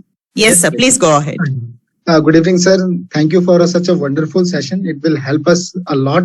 Sir, could you shed some light on authenticity and the correctness of the information which is provided by the such type of the softwares which we are using for the teaching and learning process? Because it could be the challengeable for us.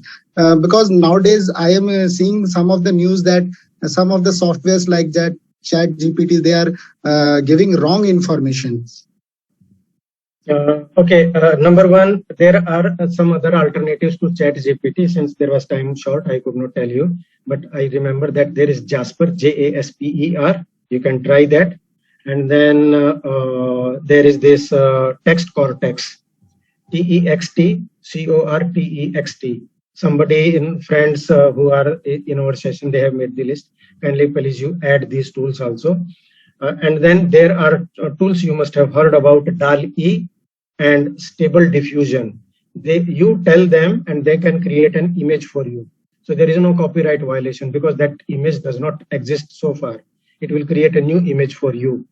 So Stable Diffusion images, they are much better than the DAL-E images, but you can use them. So the answer to your question is what I do when I use these tools is that first you should try creating that content which you know about and see the response which is generated by these AI tools. And once you know that, okay, this is correct, then you can go slowly in that. Because otherwise, about the authenticity, you need to verify it from alternative sources. But let me tell you about this Chat GPT. It can write your computer software. If you can tell it that please write a software in code in C++ or Python or means .NET or anything. It can write, but then you need to run it to see that where are the bugs or loopholes or something. Similarly, for research purpose, you can use it and it can generate citation. And I tested it. It created the citation in APA format as well. Then I asked it, can you provide me DOI? In some cases, they were non-existent. And they didn't exist. It just created it. So the best thing is that we use this software, but then make a validation of the information by searching for that author and that journal or that information which is available. Making the reason is actually it is not a problem of the software. It is the challenge. When this software was being developed, only a limited amount of data was given to it, and it is creating all that information. It does not go to search to the whole of the World Wide Web and then compile it. And that will be done by Bard, which is the Google product, because Google has the massive information. All the world information is stored by Google. But this ChatGPT and Microsoft is funding into it. So you try Bing, B-I-N-G, the Bing, the web browser by Microsoft. They are integrating it into it. That is the power. That one side you have all the information, and then you are using. In that case, there are chances that the correctness of the information will be acceptable. Otherwise, we have to check it on our own. Okay, thank you, sir. Thank you so much.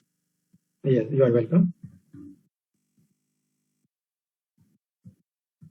Anybody else want to ask some questions? Madam, you please invite Baswa or Serin. Baswaji. Yes, sir. Good evening, sir. This is Dr. Rajkumar from GNET, sir. Yes, please. Sir, it's a very good session, sir. I joined late, but it is very informative. I request AIE to have hands-on session with the help of this professor, sir. Thank you. Sure. Yeah. We are requesting Professor Sharmaji. Let us have that physical, sir. Instead of online, we'll have with hands-on experience training. One day training we'll have, sir. It is my request, sir, on behalf of JNETs. Thank you. Sure, we will request our guest Sharma sir. And for you to say, we are actually planning a capacity development program for college administrators in April 12, 13, 14 at Hyderabad, and for the university administrators on 15, 16, 17th of May, same at Hyderabad. So now I am requesting Professor Sharmaji to be a part as one of the resource persons to that programs. If he accepts, and we'll be grateful to him, and we can avail that facility. I can say I can come, but okay, thank you. Anyway, it's okay. Convenient. Consent is great. Thank you very much. Sure. Sorry, Dr. Venkateswar, I think it is a good suggestion actually, because when India is going for the standardizations in the education systems and everywhere, I think some sort of usage of the tools also can be standardized across in the education system, so that whatever the misleading of informations can be also prevented. And there are so many vendors, so many suppliers actually, they try to do their business in a different way. And honestly speaking, those who do not have the expert people to evaluate the tools actually, they will land into the different problem actually. So this is definitely a good initiative by the IAE actually, and we look forward to establish this kind of standard and common framework across the India actually. Sure, sir. Thank you, sir. Unfortunately, the academics are divided: science, engineering, technology. Because he is representing a open university, nobody is bothering about the open university. All of us thinking about only technological institutions which are adopting these AI tools, technologies, but certainly not to the best of my knowledge. By seeing this experience of Professor Ashish Sharma, what do you say? Now I remember that website. It is called as JILLearn. Okay, great. JILLearn. JILLearn. And you can see here skill gap. Check your skill gap. You can go to this website. And this is a free website. You can create your own online courses, and the website does not mind if you create a free course on it and then you charge fee for that. So here it is, you can explore now. It will ask you from here by clicking on it, then it will take you. And here you can see analyze your skills. And then it will ask you some few questions that here on the basis of these you identify, and then it will tell you that what you need to do on the basis of what you already know about it. So this is the main website called as Jilllearn, and you can have here the create courses using this creator. And if you want to browse the courses which are already created by others, some few years ago, one of my student, she is a teacher in a school, and she created a course on noun, N-O-U-N, within 30 minutes for her student, but a short course like that. So free courses, paid courses, you can use it. You just need to create a sign up for you. So you are definitely a patriot in the Open University, as Dr. Venkatas sir has also told that nobody bothers about the Open University. Correct. You are so open and transparent in delivering your content. We really salute you on behalf of everyone, actually, sir. Thank you, Professor. And Krishnan also made some attempt of capturing all the list of the websites. And thank you, Krishnan. Yes, thank you very much. And any other participants would like to talk to sir? And another three last question. We also thankful to that madam or sir who has created. Admin, can you kindly unmute Peddi Prashista? They are asking for unmuting. Please unmute. Sir, good evening, sir. Good evening, sir. It's really wonderful session, sir. I just noted down all the sites what you told. It is really, I really thankful to you, and I learned a lot, sir, in today's thing. But there is a one question from my side, sir. You have given that GPT-0, it is used for the plagiarism check also. Is it right? So in Turnitin, actually, we are not having any access for the Turnitin. So nowadays we are going for the publication with the students also. So we are not getting how to check the plagiarism. So we are using free online checker only, Papers Owl and free checkers. But in that, it is showing that it is 0%. But when we are sending that paper to some other conference or for publication, it is showing that 10%, 20% plagiarism. So is there any website which can be given same like a Turnitin software? No, Turnitin and Authenticate, which are the best, but they are proprietary softwares. Government of India, means UGC, has allowed Urkund to all the universities. But there is one problem with Urkund, that if your administrator has not set its settings in such a way that if your repository, next time you do it, it will show 100% similarity. that the students panic. What happened? Initially it was 20%, now it is 100%. So but sir, in Turnitin also same problem is there, no sir? There is a one option, I guess. In Turnitin, that is easy. The user can put it that do not add this to the repository. If you add it to the repository, then it is safe. If it goes to the repository, then next time it will check that also. So yes. But there are some websites. Just immediately I remember that noplag.com is there. Then SEO tools, that website is there. Sir, small SEO tools we used, sir. In that also it is the accuracy is not there, sir. No, these are, the free tools, they will not be that powerful. That is the simple thing. Because the dedicated software, it has been created with that purpose only. Lot of research go into it, and a lot of investment goes into it. And that's why these are the dedicated software. The others are just created by the community, so they will serve your purpose, but they won't give you the exact results there. Okay. Madam, please post your list. There is no open source tool, but if someone of you is using SPSS for statistical purpose, which is a proprietary software, but there is a open source alternative to SPSS, which is PSPP. P for Pakistan, S for Shillong, P for Pakistan, PSPP. It is just the same, exactly same. But so you can use it if you want to use SPSS, but you can't purchase it, then that is the alternative. But for plagiarism, the open source softwares to that extent, that powerful, it's not available.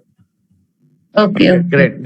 Thanks a lot, sir. Thanks a lot, sir. So thank you very much. Let us close this session with any question. Kindly share the list through email. Madam, now you said you have prepared the list of the websites. Can you please share in the chat so that I will also copy and all this list I will share. Yes, sir. I can tell my email ID rcsharma@aud.ac.in. I think the chat box is not visible to me. And the Q&A also. And you can open you can share screen. Open the share screen and then type there. That would be better. So that I can do. Yes, please. Yes, please. So, Yes, sir. Take Word or Notepad, sir. Yes, please. Okay, maybe let me. Many things are open, then you can close them.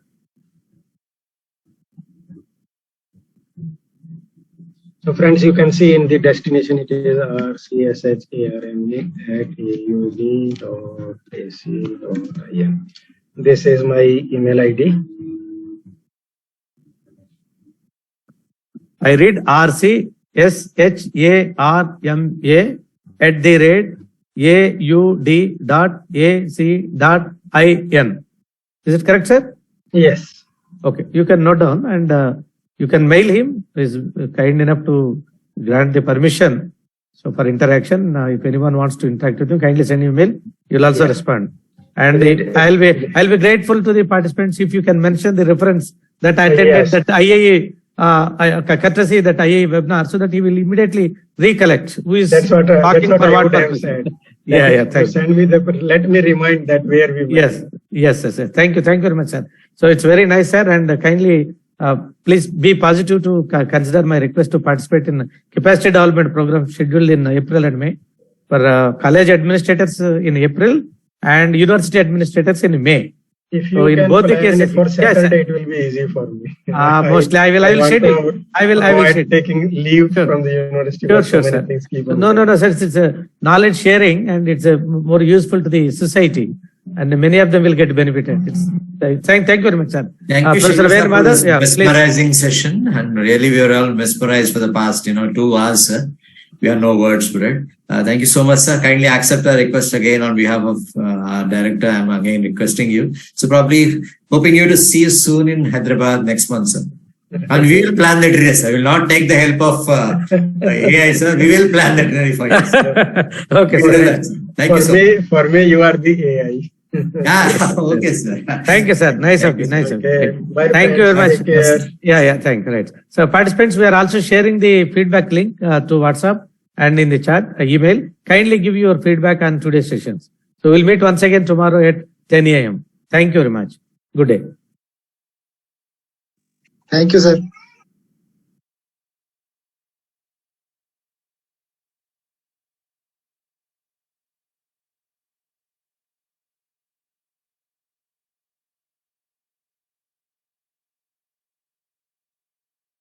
Recording stopped.